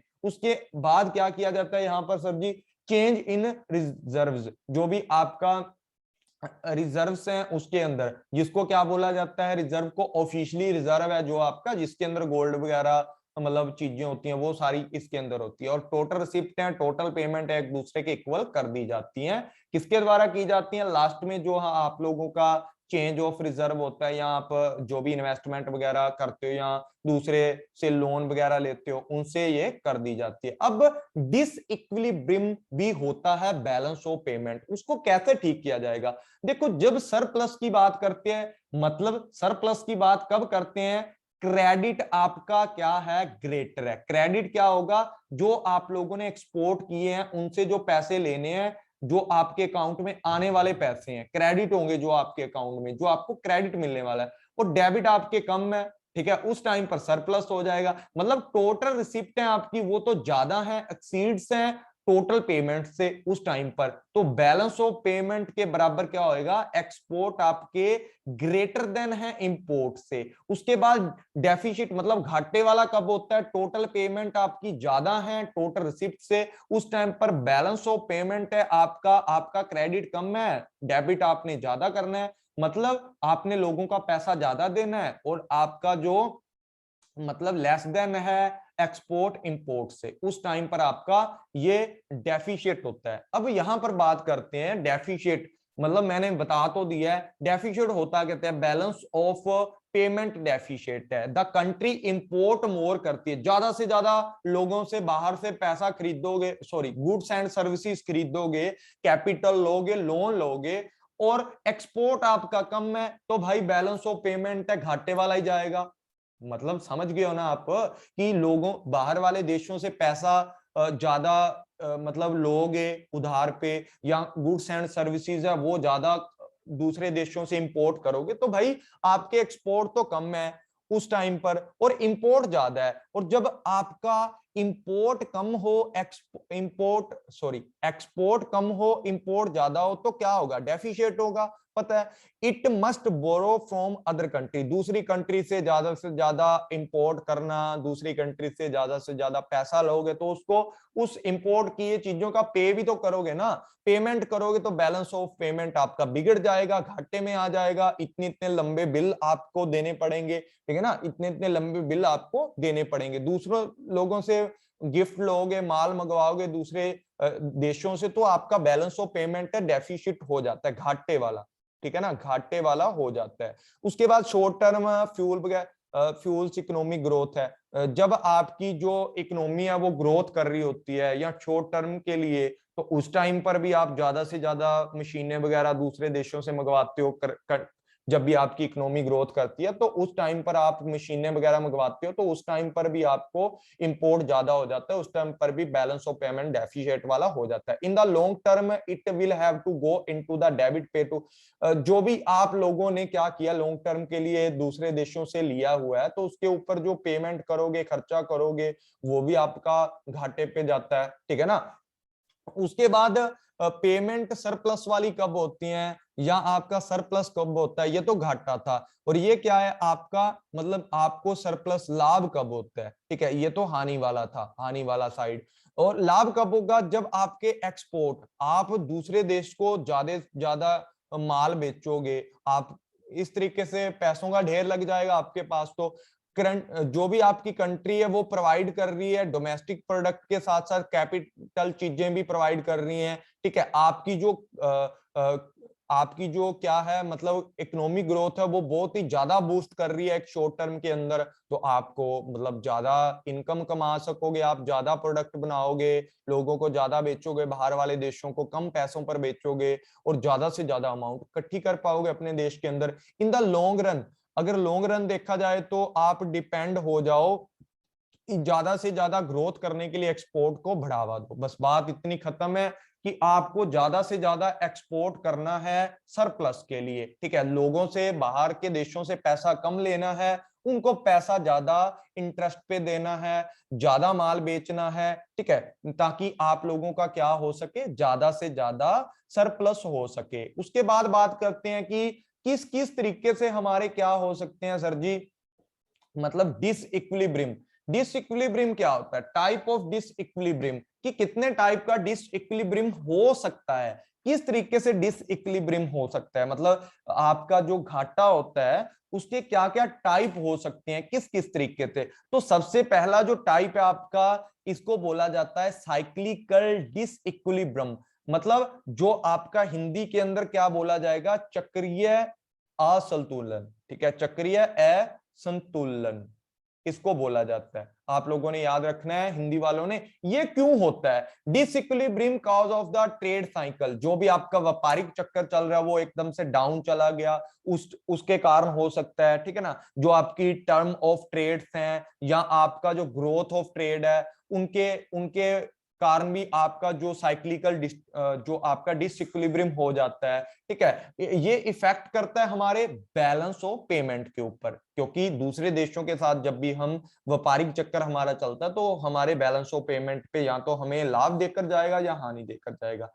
हानि भी देता है और लाभ भी देता है, ऐसा नहीं है कि साइक्लिकल डिसइक्विलिब्रियम है तो साइक्लिकल इक्विलिब्रियम भी हो सकता है या सरप्लस भी हो सकता है, लेकिन ज्यादातर अगर देखा जाए तो घाटा ही इसके अंदर होता है। It can be correct by the export and import को एडजस्ट करके इसको करेक्ट किया जा सकता है, ठीक है। इसको सुधारा कैसे जा सकता है, इसको सुधारने के लिए एक्सपोर्ट एंड इंपोर्ट को अच्छे से एडजस्टमेंट करो, उसकी सुधर सकता है। उसके बाद सर्कुलर डिसइक्विलिब्रियम किसको बोला जाता है, जब आप क्या करते हो, इंटेंसिव चेंज आते हैं, undergoes the economy intensive change आते हैं, मतलब ऐसा मान लो कि जब भी आपका जो भुगतान शेष है जिसको बैलेंस ऑफ पेमेंट बोला जाता है, लॉन्ग टर्म तरीके से वो एक सर्कुलर तरीके से क्या चलता रहे, लॉन्ग टर्म तक डिसइक्विलिब्रियम चलता रहे इंटेंसिव चेंज के कारण, तो उसको सर्कुलर डिसइक्विलिब्रियम बोला जाता है। स्ट्रक्चरल डिसइक्विलिब्रियम क्या होता है, जब भी आप अपना देश है उसके अंदर अच्छा स्ट्रक्चर करते हो या किसी भी स्ट्रक्चर के कारण जो मतलब उत्पन्न हो जाता है, ठीक है ना, जो आपके इफेक्ट करता है किसके ऊपर sir ji, import and export trade के ऊपर। जैसे मान लो आप अपने देश के अंदर ही मान लो सड़कें, नदियां, नाले बनाते हो, उसके लिए अच्छी अच्छी टेक्निक मशीनें लाते हो, उसके कारण जो डिसइक्विलिब्रियम होता है इकोनॉमी की ग्रोथ को बढ़ाने के लिए, वो आपका स्ट्रक्चर हो सकता है। फंडामेंटल डिसइक्विलिब्रियम क्या होता है, फंडामेंटल व्हेन अ कंट्री सफर कर रही होती है क्रोनिक डिस, मतलब बहुत ही गंभीर एक तरीके से जो आपका डिसइक्विलिब्रियम हो जाता है, जिसको आईएमएफ ने क्या बोला है, इसको फंडामेंटल डिसइक्विलिब्रियम का नाम दिया है, ठीक है ना। क्रोनिक मतलब गंभीर, जब डिसइक्विलिब्रियम हो जाता है मतलब बहुत ही गंभीरता से कोई भी जिस किसी भी देश का बीओपी बहुत ही ज्यादा नेगेटिव चला जाता है, उसको फंडामेंटल डिसइक्विलिब्रियम बोला जाता है। टेम्परेरी इक्विलिब्रियम क्या होता है, जो किसी भी क्राइसिस के कारण या किसी नेचुरल इफेक्ट के कारण हो सकता है। उस टाइम पर जब टेम्परेरी कुछ टाइम के लिए, शॉर्ट टाइम के लिए, जब किसी भी तरीके के फैक्टरों से जो डिसइक्विलिब्रियम होता है उसको टेम्परेरी डिसइक्विलिब्रियम बोला जाता है। ठीक है सर जी। अब बात करते हैं डिसइक्विलिब्रियम के कौन कौन से कॉज हो सकते हैं। जैसे अभी मैंने बताया टेम्परेरी डिसइक्विलिब्रियम वो नेचुरल कॉज से हो सकता है, नेचुरल फैक्टर से हो सकता है, जैसे काल पड़ना, सूखा पड़ना, भूकंप आना, बाढ़ आना। ठीक है, वो सारी की सारी चीजें इसके अंदर इंक्लूड की जा सकती हैं। उसके बाद बात करते हैं इकोनॉमिकल जो कॉज हो सकते हैं आपके इकोनॉमिकल, जैसे आपने डेवलपमेंट करना है, अपने देश को ज्यादा से ज्यादा डेवलप करना है, उस टाइम पर जो आप लोग क्या कर रहे होते हो, डेवलप करने के लिए मशीन वगैरह लेते हो या इंपोर्ट ज्यादा कर लेते हो। उस टाइम पर जो आपका डेवलपमेंट चलता है उसके कारण जो भी आपका क्या हो जाता है, मशीनों का ज्यादा इंपोर्ट कर लेते हो, उस टाइम पर जो डिसइक्विलिब्रियम होता है ना, उसको इसके अंदर इकोनॉमिकल डेवलपमेंट प्लान्स के अंदर बोला जाता है कि आपका जो कॉज है वो इकोनॉमिकल कॉज के कारण आपका बैलेंस ऑफ पेमेंट डिसइक्विलिब्रियम हो गया। प्राइस एंड कॉस्ट की बात करते हो कि कई बार क्या होता है कि आपका जो निर्यात है जिसको एक्सपोर्ट बोला जाता है, उसकी जो मात्रा होती है एक्सपोर्ट करने की कम होती है या कम प्राइस की होती है, और इंपोर्ट करने का जो प्राइस होता है वो ज्यादा होता है, उसके कारण प्राइस एंड कॉस्ट का इफेक्ट पड़ता है। उस कारण जो भी आपका डिसइक्विलिब्रियम होता है उसके कारण होता है, जो भी वो आपका एक फैक्टर होता है बैलेंस ऑफ पेमेंट को डिसइक्विलिब्रियम करता है। साइक्लिकल की अगर बात की जाए सर जी, साइक्लिकल तो आपको पता ही है ना, उतार चढ़ाव आते रहते हैं, फ्लक्चुएशन आते रहते हैं। कौन से फ्लक्चुएशन आते रहते हैं, कभी आता रहता है आपका मतलब कभी आपका डिप्रेशन आ गया, कभी बूम आ गया, वो चीजें आपको याद होंगी, जो आपका व्यापारिक चक्र जिसको बोला जाता है। साइक्लिकल फ्लक्चुएशंस के कारण जब भी आपका बैलेंस ऑफ पेमेंट है वो डिसइक्विलिब्रियम होता है, वो भी इकोनॉमिकल के अंदर आता है। उसके बाद change in foreign exchange rate, foreign exchange rate के अंदर, इसके अंदर भी आपको पता है कि कभी आपका मतलब फॉरेन एक्सचेंज है जो उनका रेट है बदलता रहता है, उसके चेंज के कारण जो भी आपका फ्लक्चुएशन आता है उसके कारण जो आपका बैलेंस ऑफ पेमेंट है वो क्या होता है, डिसइक्विलिब्रियम होता है। ये सारे के सारे आपको याद रखने हैं, पूछ सकते हैं कि कौन कौन से फैक्टर हैं जो इकोनॉमिकल के अंदर इंक्लूड किए जाते हैं। Decline in the foreign demand, foreign की डिमांड है वो आपकी कम हो गई है, मतलब फॉरेन के लोग आपके प्रोडक्ट के अंदर रुचि नहीं रख रहे या आपका फैशन ही नहीं पसंद है, जो आपने प्रोडक्ट लेकर आए हो उसकी मांग ही बहुत कम है, तो उस टाइम पर आपका प्रोडक्ट दूसरे देश वाले नहीं खरीदेंगे, उनको पसंद ही नहीं है प्रोडक्ट।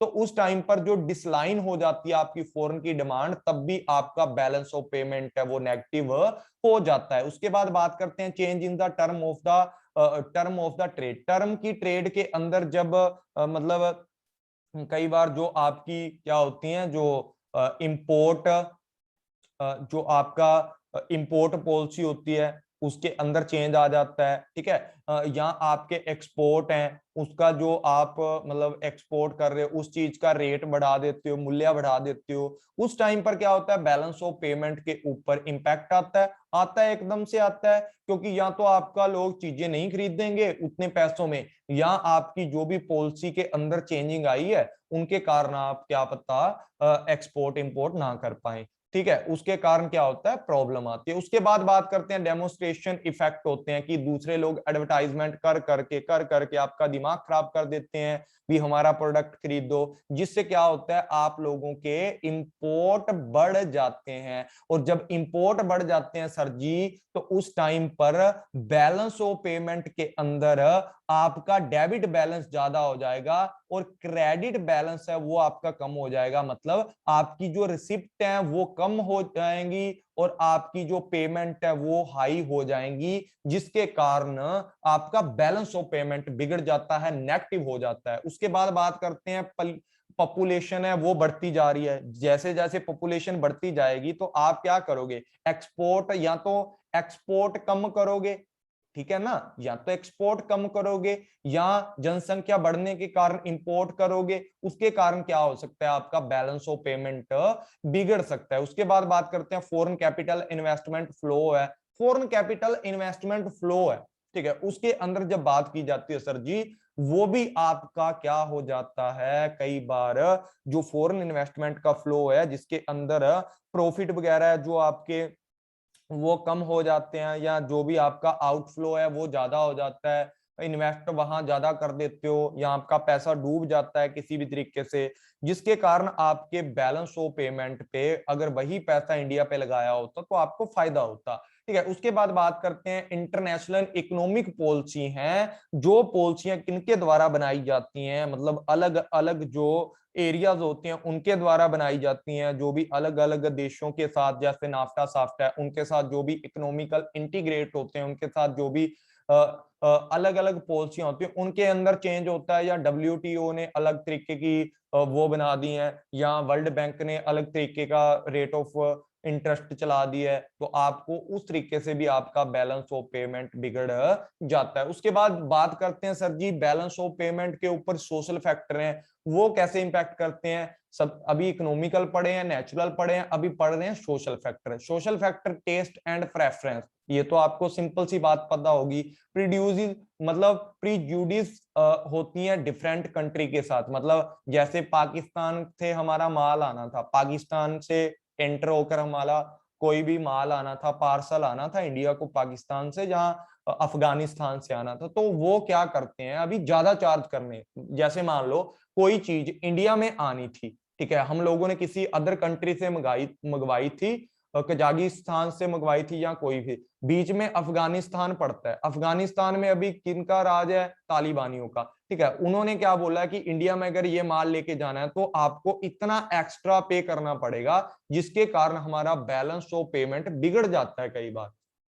उसके बाद बात करते हैं, ये भी डिसइक्विलिब्रियम के थोड़े कॉज और मैंने इसके अंदर इंक्लूड किए हैं, ये भी आप देखते रहे ना, मतलब थोड़ा पढ़ लेते हैं इनको भी। इकोनॉमिकल फैक्टर मैंने अच्छे से पढ़ा दिया, इकोनॉमिकल फैक्टर के अंदर बहुत सारे इंपॉर्टेंट आते हैं, स्ट्रक्चर चेंज हो जाता है इकोनॉमी का, मतलब ग्रोथ होने लग जाती है उस टाइम पर बात करते हैं, या चेंज इन जो आपकी एक्सचेंज रेट है उसके अंदर चेंज आ जाता है, या अंडर इवेल्युएशन हो जाती है, मतलब आप लोगों का जो कंट्री का पैसा वो इतना गिर जाता है ना उसकी वैल्यू की, आप लोग दूसरे देशों के साथ एक्सपोर्ट इंपोर्ट नहीं कर पाते हो। Change in the level of the foreign exchange reserve है, उसके अंदर चेंज हो जाता है, साइक्लिकल फ्लक्चुएशन है, इन्फ्लेशन डिफ्लेशन है, उसके कारण जो प्रॉब्लम आती है, या डेवलपमेंट जो एक्सपेंडिचर है उसके अंदर भी आपको प्रॉब्लम आती है। सोशल के अंदर आपको बता ही दिया, टेस्ट एंड प्रेफरेंस है, मतलब आपका टेस्ट है, आपके लोग दूसरे लोग आपका टेस्ट पसंद नहीं करते हैं। जैसे इंडिया का कोई भी मान लो, कोई भी चीज मान लो, हाजमोला की गोली हम लोगों ने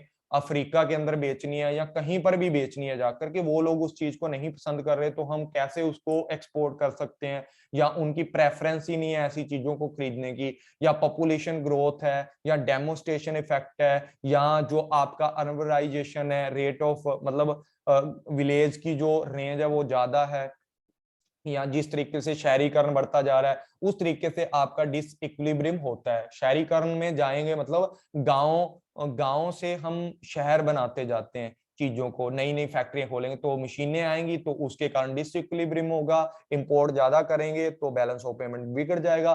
पॉलिटिकल फैक्टर कौन से हैं सर? पॉलिटिकल फैक्टर के अंदर पॉलिटिकल जो आपकी स्टेबिलिटी आती है, इंस्टेबिलिटी आती है, इनके कारण वॉर वगैरह हो जाती हैं, ठीक है ना। जैसे अभी मोदी जी ने चाइना के साथ पंगा करवा रखा था कि उनका माल वगैरह नहीं खरीदना, तो चाइना वाले एकदम से इंडिया वालों के दुश्मन बन चुके हैं, तो वो चीजों के कारण भी जैसे वॉर हो गई तो बैलेंस ऑफ पेमेंट है, हमें दूसरे देशों से हथियार खरीदने पड़ेंगे लड़ाई के लिए, उस टाइम पर क्या हो सकता है भाई, बैलेंस ऑफ पेमेंट है आपका बिल्कुल ही नेगेटिव में जा सकता है, आप लोगों की जो रिसिप्ट है वो बिल्कुल कम होगी, और आपकी जितनी भी पेमेंट है वो ज्यादा होगी, तो आपका डिसइक्विलिब्रियम हो सकता है। उसके बाद ये और बहुत सारे हैं, ये आप खुद से पढ़ सकते हो, इसके अंदर कुछ ज्यादा एक्स्ट्रा दिया, जो भी मैंने पढ़ाया है उसके अंदर ही सारी की सारी चीजें इंक्लूड है, जैसे मशीनरी खरीदोगे, वॉर इक्विपमेंट खरीदोगे, मोर डिमांड या कंजप्शन गुड्स और ज्यादा से ज्यादा इंपोर्ट करोगे, वो चीजें, प्राइस डिसइक्विलिब्रियम है, प्राइस में बढ़ोतरी होगी है, वो चीजें हैं, ठीक है। या एक्सपेंस करते हो एम्बेसीज वगैरह में, जो आप मतलब इंडिया से जो गवर्नमेंट पैसे पे लोग बाहर जाते हैं ना, उनके ज्यादा पैसा उन पे खर्च कर रहे हो, या फॉरेन कंपटीशन को बीट करना है उसके लिए जो लोन वगैरह लेते हो, वो सारे कॉज होते हैं हमारे अनफेवरेबल, करते हैं बैलेंस ऑफ पेमेंट को। इंक्रीज करता है जब मतलब कच्चे तेल का जो प्राइस है वो बढ़ जाता है, हमें ज्यादा पैसों में मिलेगा, तो बैलेंस ऑफ पेमेंट है वहां पर भी बिगड़ जाता है हमारा। पेमेंट इंटरेस्ट वगैरह है, या डेप्ट वगैरह लिया आपने फॉरेन से, उसकी पेमेंट करोगे इंटरेस्ट की, या आपका जो एक्सपोर्ट है वो बिल्कुल लो है, लो लेवल का, लेस ग्रोथ है, या गल्फ वार है, मतलब आप ठंडी वार बोल सकते हो, या जो भी दूसरे देशों के साथ वॉर वगैरह हो जाती है। उसके बाद देखो इकोनॉमिकल जो आपके मेजरमेंट है, ठीक कैसे किया जाए सर जी? अब ठीक कैसे किया जाए, किसको ठीक कैसे किया जाए सर जी? जो भी आपका बैलेंस ऑफ पेमेंट एकदम से बिगड़ चुका है उसको ठीक कैसे करें? उसको ठीक करने के लिए कौन कौन से आपके मेजरमेंट हैं? देखो सबसे पहले अगर बात करें इकोनॉमिक मेजरमेंट की, तो इकोनॉमी के अंदर दो चीजें आती हैं, एक तो मॉनिटरी दबाव डालो या नॉन मॉनिटरी मेजरमेंट का यूज करो। मॉनिटरी की जब बात करते हैं तो डिफ्लेशन की बात करते हैं। डिफ्लेशन का क्या मतलब होता है, या इन्फ्लेशन का क्या मतलब होता है? देखो मुद्रा स्फीति बोला जाता है जब ज्यादा महंगाई हो जाती है, डिफ्लेशन उल्टा होता है जब आपकी महंगाई कम हो जाती है, ठीक है ना? मतलब महंगाई है जो बिल्कुल धीमा हो जाता है, डिप्रेशन में चला जाता है हमारी मार्केट है, उस टाइम पर भी हमारा बीओपी बिगड़ जाता है, नेगेटिव हो जाता है। उसको ठीक करने के लिए डिफ्लेशन है, उस टाइम पर जो आपकी मॉनेटरी पॉलिसी है उसके अंदर आपको पता है जितने भी बैंक रेट हैं आपकी, जहां आप लोग कितनी मतलब मार्केट के अंदर सिक्योरिटीज वगैरह बेच दोगे या वापिस ले लोगे उन लोगों से, तो लोगों के हाथ में पैसा आएगा, लोगों के हाथ में पैसा आएगा तो लोग अपना कारोबार स्टार्ट करेंगे, एक्सपोर्ट इंपोर्ट इक्वल करने के लिए वो बहुत ही ज्यादा हेल्प करता है। उसके बाद बात करते हैं डी इवेल्युएशन।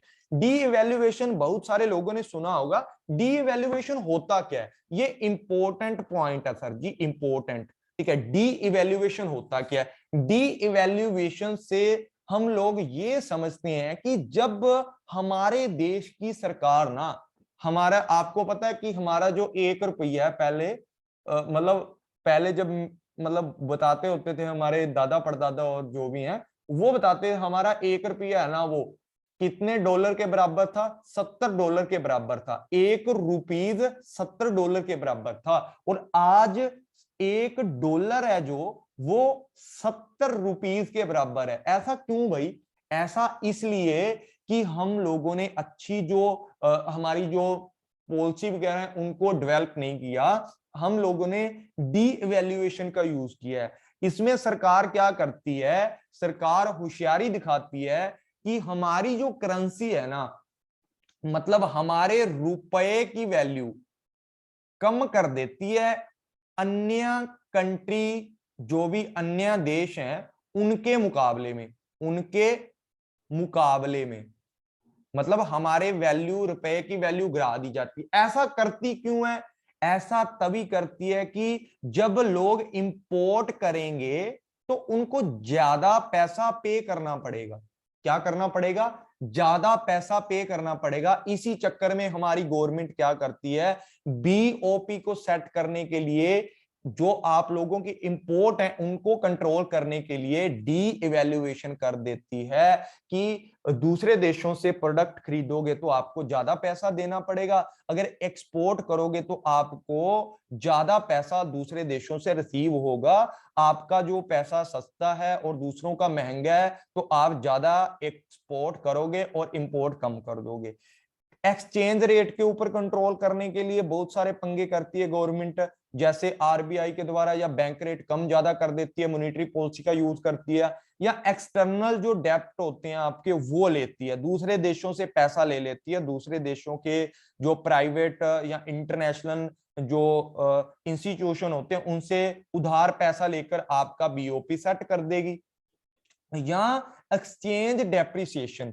एक्सचेंज डेप्रिसिएशन क्या होता है कि जो भी आप लोगों ने मतलब जब आप लोगों ने डीवैल्यूएशन किया है ना, लेकिन जब आपका फ्लक्चुएशन चल रहा होता है किसके अंदर?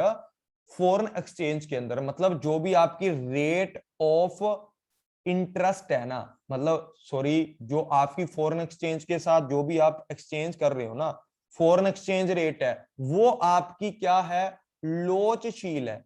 लोचशील मतलब फ्लेक्सिबल है, उसकी जो दर है क्या है, फ्लेक्सिबल है। उस टाइम पर आप लोग क्या करोगे, एक्सचेंज डेप्रिसिएशन का यूज करोगे। उस टाइम पर क्या करोगे, एक्सचेंज डेप्रिसिएशन का यूज करोगे। आप दूसरे देशों से एक्सचेंज पैसा करके दूसरे देशों के साथ व्यापार करोगे और पैसे को कमाओगे, और बिना किसी हमारे रुपये की वैल्यू डाउन करे बीओपी को सेट करोगे।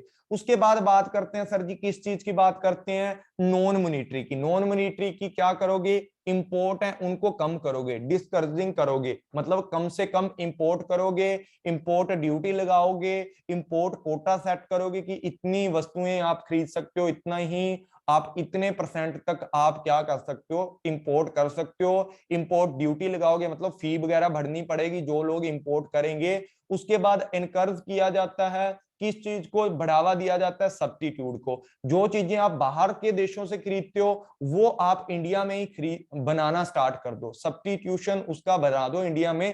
जैसे जो चीज आप दूसरे देशों से खरीद रहे हो ना, जैसे एमआई का फोन दूसरे देशों से आ रहा है, दूसरे देशों से एक्सपोर्ट इंपोर्ट हो रहा है, तो इंडिया के अंदर बनाना स्टार्ट कर दो अच्छी कंपनी का। मैक्रोमैक्स वाले अच्छी एंड्रॉयड सिस्टम चलाएं, नोकिया वाले अच्छा बनाएं, ठीक है ना, वो इंडिया में उसका सब्स्टिट्यूट तैयार कर दो। एप्पल का फोन इंडिया में बनाना स्टार्ट कर दो, उसकी मतलब जो भी उसके पेटेंट वगैरह है, राइट वगैरह है, कॉपीराइट है, वो खरीद लो थोड़े, ठीक है। उससे क्या होगा, हमारी इंडिया के अंदर ही वो चीजें बनेगी और हमारी इंडिया वालों को ज्यादा फायदा होगा उससे, और हम लोग इंपोर्ट कम करेंगे, तो जिससे बैलेंस ऑफ पेमेंट है आपका सेट हो जाएगा, ठीक है। उसके बाद बात करते हैं 5 पे, एक्सपोर्ट को ज्यादा से ज्यादा, कि हम लोग अपने देश में माल बना बनाकर दूसरे देशों को बेचेंगे, उससे भी बैलेंस ऑफ पेमेंट है और सेट हो सकता है। एनकरेजमेंट किया जाएगा, फॉरेन इन्वेस्टमेंट है, दूसरे देशों में पैसा इन्वेस्ट करो, उस चीज को मतलब दूसरे देशों के अंदर ज्यादा से ज्यादा जो पैसा है ना उसको प्रोत्साहित करो, दूसरे देशों से पैसा लगाओगे, एक तो आपकी प्रिंसिपल अमाउंट के ऊपर आपको इंटरेस्ट मिलेगा जिसके कारण आपका बीओपी है वो सेट हो जाएगा। अट्रैक्ट करो फॉरेन के टूरिज्म को, हमारे इधर ये मंदिर है वो मंदिर है, आप लोग आओ घूमने,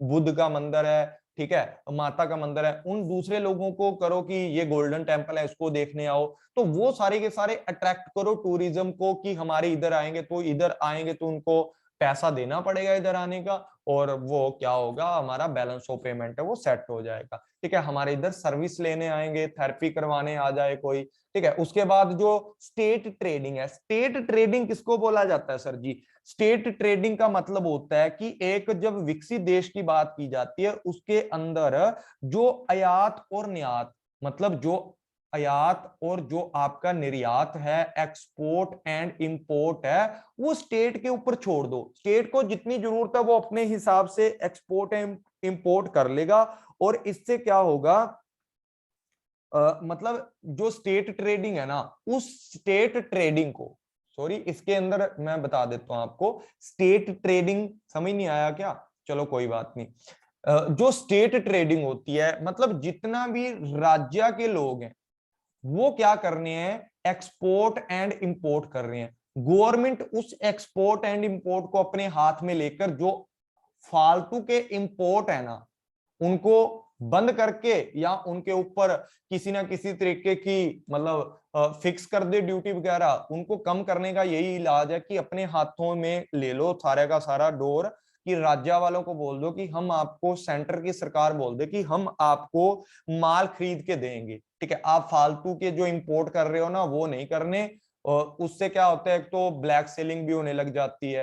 तो इससे अच्छा एक अच्छे तरीके का जो पॉलिसी स्ट्रक्चर बनाकर गवर्नमेंट अपने हाथ में लेकर भी, स्टेट ट्रेडिंग को रोककर भी अपने हाथ में लेकर भी बैलेंस ऑफ पेमेंट को ठीक कर सकती है। उसके बाद बात करते हैं पॉलिटिकल मेजरमेंट की। यहाँ पॉलिटिकल मेजरमेंट की है कि जो लोग हमारी सरकार के, गवर्नमेंट के टूर वगैरह जाते हैं दूसरे देशों में, एम्बेसीज वगैरह जाती हैं, वो कम भेजो, उस पर खर्चा मत करो, ठीक है, उस पे खर्चा कम करो। उसके बाद पॉलिटिकल जो अलायंसेस वगैरह हैं उनका भी एंड करो, ठीक है ना। कुछ लोग होते हैं गठबंधन बनाकर, अलायंसेस बनाकर, कुछ सरकारें एक साइड हो जाती हैं, कुछ एक साइड है, वो अपनी मर्जी करते हैं, ये अपनी मर्जी करते हैं। ऐसा काम मत करो, ठीक है। एक गठबंधन, पूरे देश का एक गठबंधन बनाओ, एक राष्ट्रीय ध्वज के नीचे खड़े होकर सब लोग अच्छे से मतलब देश के बारे में सोचो। ऐसा ना हो कि पार्टीबाजी, एक ये पार्टी है, एक ये पार्टी है, एक ये है, तो इससे क्या होगा, हमारा मतलब जो भी पूरे का पूरा सिस्टम है एकदम से क्रैशेस हो जाएंगे हमारी इंडिया के अंदर।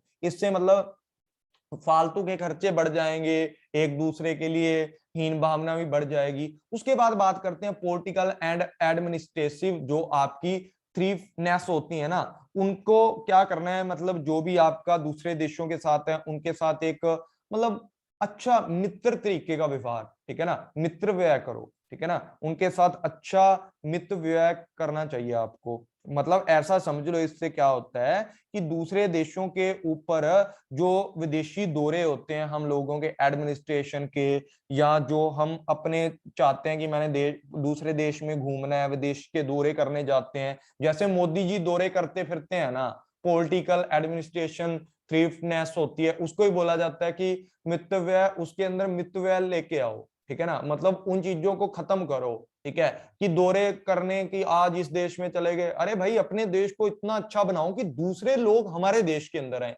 ऐसा ना हो कि हम दूसरे देशों में घूमना जाएं, ठीक है। उसके बाद बात करते हैं पॉलिटिकल आइडियोलॉजी। आइडियोलॉजी पता ही है, जैसे मोदी जी की रिलायंस जियो के लिए आइडियोलॉजी अच्छी है, एयरटेल है जो आपकी उसके लिए गलत है, ठीक है, जियो के लिए अच्छी है, ठीक है, आइडिया के लिए गलत है, ठीक है, वोडाफोन के लिए गलत है। इस तरीके से आइडिया वालों के साथ तो चक्कर भी चल रहा है इनका, तभी तो वो मतलब अभी चल रहे हैं ना इनके सिस्टम वगैरह, जो मतलब आप लोगों को भी रिचार्ज करवाना पड़ता है, नहीं तो वैलिडिटी आपको लाइफ टाइम मिलती थी, ठीक है। वो सारी चीजें हैं आइडियोलॉजी के ऊपर डिपेंड करती हैं। पॉलिटिकल इंटरनेशनल मेजरमेंट कौन से होते हैं, सार्क हो गया आपका, ईईसी हो गया, डब्ल्यूटीओ हो गया, आईएमएफ हो गया, वर्ल्ड बैंक हो गया, इनसे भी आप हेल्प ले सकते हो। जब भी आपका बैलेंस ऑफ पेमेंट है वो जब बिगड़ जाता है तो इसके ऊपर भी आप हेल्प ले सकते हो, डब्ल्यूटीओ, आईएमएफ से, वर्ल्ड बैंक से, वहां से हेल्प लेकर के उन संगठनों के साथ जुड़ करके आप अपना बैलेंस ऑफ पेमेंट है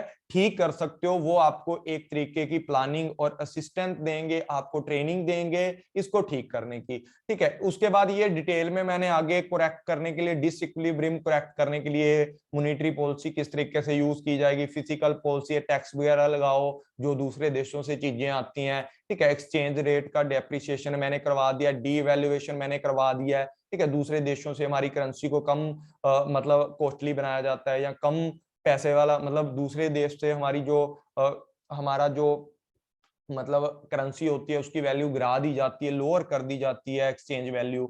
उसके बाद डिफ्लेशन भी मैंने करवा दिया, एक्सचेंज कंट्रोल, ये सारे के सारे वही हैं जो आपको डीपली समझाए गए हैं, इसको पढ़ सकते हो आप, ज्यादा मैंने समझा दिया, ज्यादा पढ़ने की जरूरत नहीं है, इन्हीं से आपके क्वेश्चन है जो सोल्व हो जाएंगे, ठीक है। ये एक पेज पे पूरे पे बता रखे हैं, प्रमोशन करना है एक्सपोर्ट का, इंक्रीज करना है प्रोडक्शन को, फॉरेन इन्वेस्टमेंट को ज्यादा करना है, ट्रेड एग्रीमेंट अच्छे करो, अट्रैक्ट करो टूरिज्म को, इससे हमारा करेक्ट हो सकता है, या सरप्लस वाला क्या हो सकता है, इक्विलिब्रियम हो सकता है, बैलेंस ऑफ पेमेंट हमारा सरप्लस वाला हो सकता है, ठीक है। उसके बाद बात करते हैं सर जी क्वेश्चंस की। अभी मैं आपसे 10 क्वेश्चन पूछूंगा, 2 क्वेश्चन आप लोगों ने अपने खुद से कमेंट बॉक्स के अंदर सब लोगों ने आंसर करना है।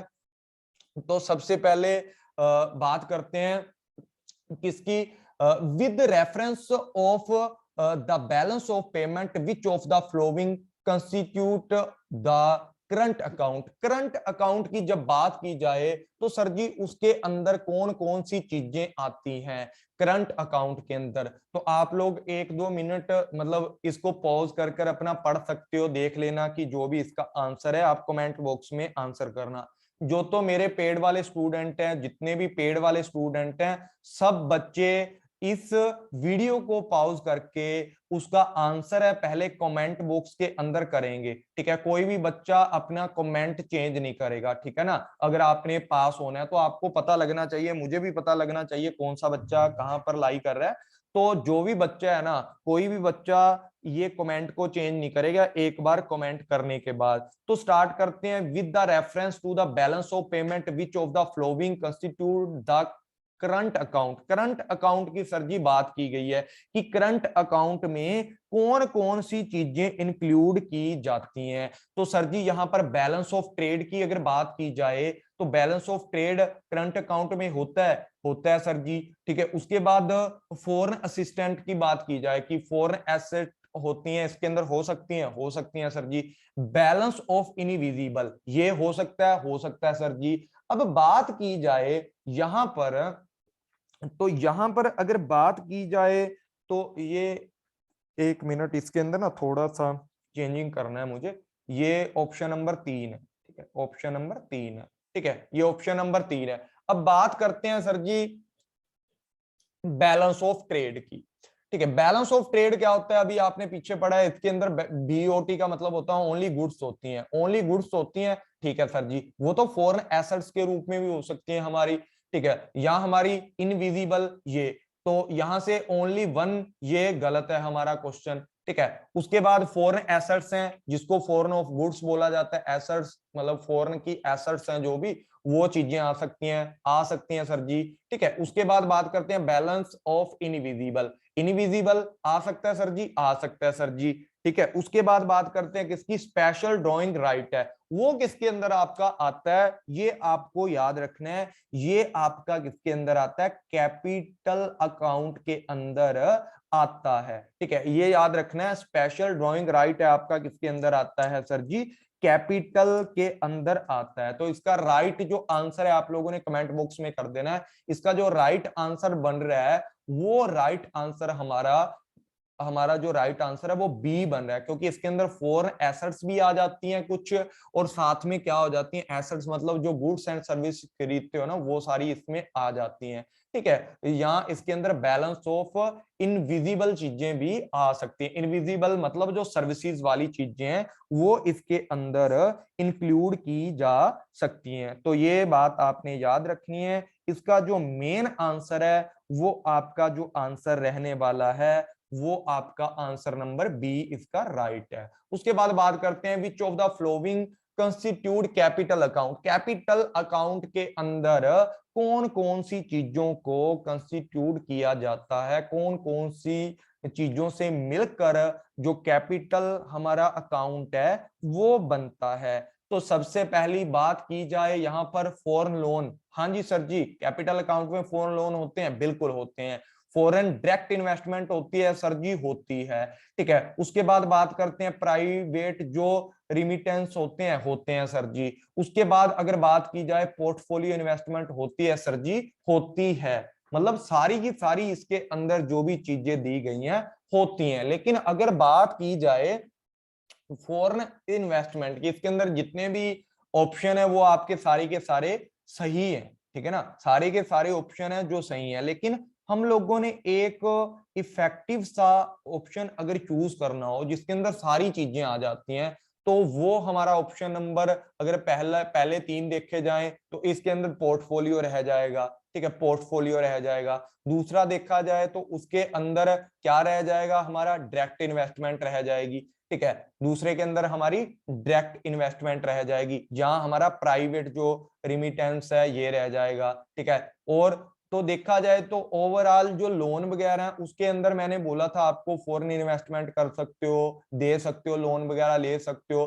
तो जो डी आंसर है इसका ओवरऑल मिलाकर के सही है। ठीक है, D answer is the right answer. यहाँ पर जो डी आंसर है वो बिल्कुल राइट है, क्योंकि फॉरेन जो लोन वगैरह है उसके अंदर ही जो आपकी दोनों की दोनों चीजें इंक्लूड की जा सकती हैं। उसके बाद बात करते हैं नेक्स्ट क्वेश्चन की। क्वेश्चन नंबर 3 है the balance of payment of a country is a systematical record of. किस चीज का सिस्टमैटिकल रिकॉर्ड होता है बैलेंस ऑफ पेमेंट, इसका बताना है आप लोगों को। All import and transaction of the during.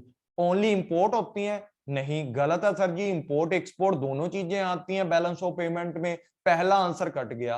Goods export from the country during the year, नहीं सर जी, गुड्स का तो हमेशा किसके अंदर आता है, बैलेंस ऑफ ट्रेड के अंदर आता है। ठीक है, ये भी गलत हो गया। उसके बाद बात करते हैं economics transaction between the government of the one country to another country, इसमें कुछ दम लगा है। इसके बाद नेक्स्ट पढ़ो capital movement one country. Sir जी अकेला कैपिटल तो नहीं आता, सारे के सारे इकोनॉमिकल ट्रांजैक्शन आते, तो C answer is the right answer.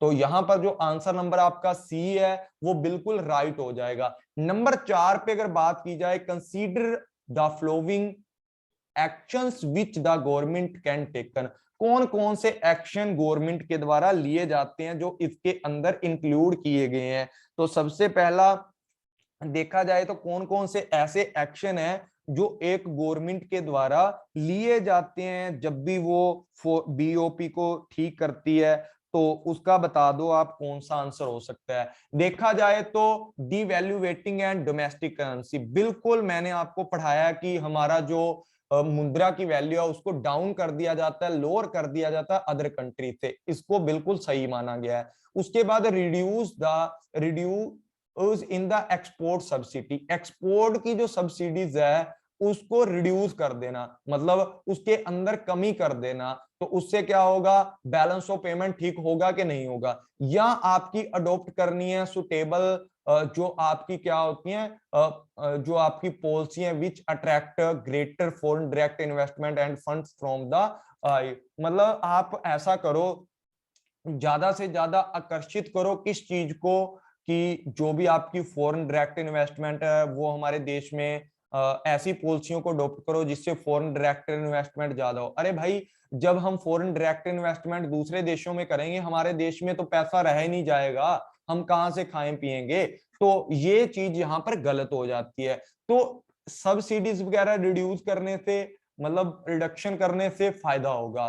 तो पहले दोनों जो आपके आंसर है बिल्कुल सही है, ए एंड बी आंसर है आपका बिल्कुल राइट यहाँ पर है। उसके बाद बात करते हैं, ठीक है, फिफ्थ नंबर क्वेश्चन की। फिफ्थ नंबर क्वेश्चन मैंने आपको बताए थे कि टाइप ऑफ डिसइक्विलिब्रियम कौन कौन से हैं, किस किस तरीके के डिसइक्विलिब्रियम के टाइप हैं। तो मैंने आपको वहां पर बहुत सारे टाइप हैं जो पढ़ाए थे, मतलब 5 टाइप मैंने आपको पढ़ाए थे, उनमें से आपने ढूंढना है भी ऐसा कौन सा टाइप है जो मैंने नहीं आपको पढ़ाया, जो यहाँ पर नहीं आता। सबसे पहला जो टाइप मैंने पढ़ाया था साइक्लिकल वाला पढ़ाया था, बिल्कुल पढ़ाया था। दूसरा सर्कुल वाला पढ़ाया था आपको, सर्कुलर वाला पढ़ाया था।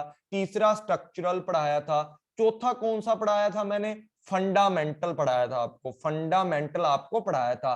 पांचवा कौन सा पढ़ाया था, पांचवा आपको पढ़ाया था टेम्परेरी जो आपका होता वो पढ़ाया था। और सेक्टरल डिसइक्विलिब्रियम मैंने बिल्कुल नहीं पढ़ाया था।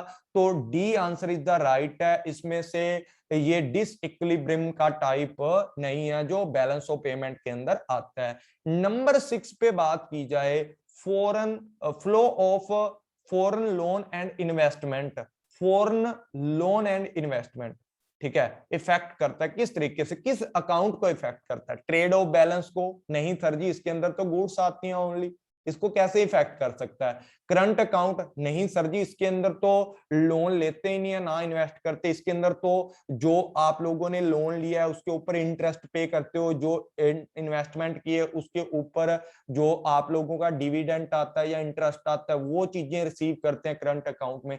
तो कौन सा अकाउंट है, कैपिटल एक ऐसा अकाउंट है जिसके अंदर इन्वेस्टमेंट किया जाता है, फॉरेन का फ्लो देखा जाता है, फॉरेन से लोन वगैरह लिया जाता है। 7 नंबर क्वेश्चन की सर जी बात की जाए तो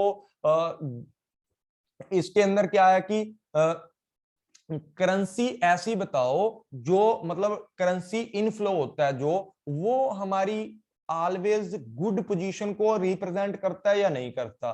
मतलब जो करेंसी का इनफ्लो होता है हमारे देश के अंदर, कि ये हमारा देश है इसके अंदर करेंसी का इनफ्लो है, क्या वो ऑलवेज गुड पोजीशन को रिप्रेजेंट करता है या नहीं करता। तो भाई इसके अंदर जो आंसर है वो नो हो जाएगा, ठीक है, नो हो जाएगा, ठीक है। ऑलवेज हमारा जो इनफ्लो है करेंसी का वो हमेशा एक बैलेंस ऑफ पेमेंट की या हमारे देश की पोजीशन को गुड या अच्छा करेंसी को नहीं बताता। क्यों नहीं बताता हमारी अच्छी स्थिति को, अरे भाई जब आप लोन लेते हो या आप क्या करते हो, बोरो करते हो किसी से, ठीक है ना, उस टाइम पर आप पैसा लेते हो, हमारी कंट्री में तो पैसा आ रहा है, लेकिन इंटरेस्ट के साथ वापस भी तो करना है ना, हमें तो उस चीज का कोई फायदा ही नहीं हुआ ना। तो इस तरीके से बोला जाता है कि जो इनफ्लो होता है करेंसी का हमारी कंट्री के अंदर, ऑलवेज गुड पोजीशन को शो नहीं करता। उसके बाद in computation of balance of payment, overall balance of payment किसके इक्वल होता है। सबसे पहले बात करते हैं balance of current account plus balance of capital account and statical जो डिस्क्रिपेंसी होती है, मतलब जो भी आपके स्टैटिकल एरर अमिशन होते हैं वो इसके अंदर आ जाते हैं सारे के सारे। ठीक है, पहले नंबर वाला मुझे ठीक लग रहा है।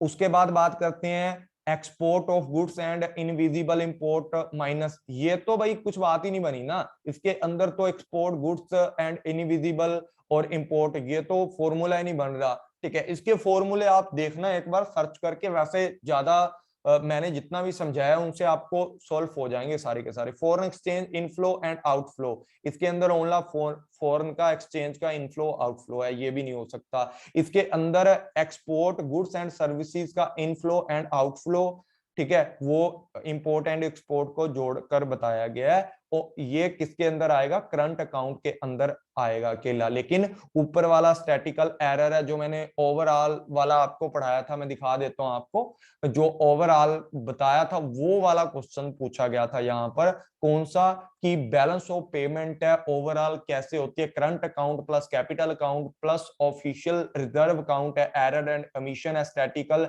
रिड्यूस्ड है, इसके अंदर रेडियस्ट है, और आपका नॉन जो ट्रांजैक्शन होती है रिकॉर्ड नहीं होती, या स्टैटिकल डिस्क्रिपेंसीज इसके अंदर इंक्लूड की जाती है। उसके बाद बात करते हैं सर जी नेक्स्ट क्वेश्चन की, जो क्वेश्चन नंबर हमारा 9 है। 9 क्वेश्चन के अंदर है कि balance of payment can be made favourable, balance of payment को कैसे फेवरेबल बनाया जाता है, एक्सपोर्ट को इंक्रीज करके, इंपोर्ट को इंक्रीज करके, डिवैल्यूएशन ऑफ द मनी। तो D option is the right हो जाएगा, क्योंकि इसके अंदर एक्सपोर्ट ज्यादा करेंगे तो पैसा दूसरी करंसी आएगा, और डिवैल्यूएशन करेंगे तो हम इंपोर्ट करना कम कर देंगे, और इंपोर्ट इंक्रीज करके बैलेंस ऑफ पेमेंट है डिसइक्विलिब्रियम हो जाएगा। लेकिन इसको ठीक करने के लिए, फेवरेबल बनाने के लिए एक्सपोर्ट को बढ़ाओ, डिवैल्यूएशन ऑफ मनी करो। उसके बाद बात करते हैं फॉरेन एक्सचेंज और foreign currency in India are governed by, मतलब किसके द्वारा कंट्रोल की जाती है foreign exchange and foreign currency in the India, SAARC के एक्ट के द्वारा, बैंक रेगुलेशन एक्ट के द्वारा, फेमा एक्ट के द्वारा, या सेबी के द्वारा। तो देखो security exchange board of India, ये तो सिक्योरिटी को बताएगा, जो आपका कैपिटल अकाउंट है उसके अंदर जो इन्वेस्टमेंट करोगे सिक्योरिटीज के अंदर उसका बताएगा, या इंडिया के अंदर जो भी सिक्योरिटीज हैं गवर्नमेंट गैरंटेड वगैरह, उनके लिए सेबी बनाया गया है। ठीक है, फॉरेन एक्सचेंज मैनेजमेंट एक्ट है जो आपका, वो किसके लिए बनाया, फॉरेन एक्सचेंज के द्वारा, तो आपको नाम से ही पता लग जाना चाहिए था। और लास्ट मतलब 11 नंबर क्वेश्चन है आपका, लास्ट सेकंड क्वेश्चन है आपका, the balance of payment of the country current account equal किसके बराबर होता है। इसका आंसर आप लोगों ने कहां पर देना है, कमेंट के अंदर इसका आंसर आप लोगों ने करना है। उसके बाद पॉज कर लेना इसको और कमेंट में इसका आंसर कर देना। 12 नंबर क्वेश्चन है, which is the account in which interest on loan and interest on are include, मतलब रेट ऑफ इंटरेस्ट कहां पर आप देते हैं, या इंटरेस्ट ऑन लोन है वो कहां पर पे किया जाता है, इनमें से कौन सा ऐसा अकाउंट हो सकता है, या दोनों है, या एरन एंड एमिशन अकाउंट है उसके अंदर इंक्लूड किया जाता है, कौन सा ऐसा अकाउंट है जिसके अंदर मतलब लोन के ऊपर इंटरेस्ट पे किया जाता है, या मतलब दोनों लोन इंटरेस्ट लिखा गया ना, तो बोरो लिख लो यहाँ पर, ठीक है ना, बोरो विंग्स। ठीक है, इसके ऊपर जो भी आप इंटरेस्ट वगैरह दोगे तो वो लिख लो। ठीक है, ऐसा कौन सा अकाउंट है जिसके अंदर इंक्लूड किया जाता है इंटरेस्ट ऑन लोन और इंटरेस्ट ऑन ब्रोविंग। ठीक है, ये आपने आंसर करना है किसके अंदर, कमेंट बॉक्स के अंदर। तो thank you all friends, take care, bye bye, मिलते हैं नेक्स्ट क्लास के अंदर, एक अच्छी सी क्लास के अंदर। नेक्स्ट जो हमारी क्लास है वो भी आपकी आईबी पे होने वाली है, और इसी तरीके से मैं पेड क्लासेस लेता हूं। ठीक है सर, मैं सारी की सारी पेड क्लासेस ऐसे ही लेता हूं, बिल्कुल डिटेल में जाकर के। जिस भी बच्चे को प्रिपरेशन करनी है वो बच्चा मेरे को मैसेज कर सकता है, आप 8295103559 पे कर लेना। मैं आपको आपकी क्वेरीज के आंसर कर दूंगा। तो thank you all friends, take care, bye bye.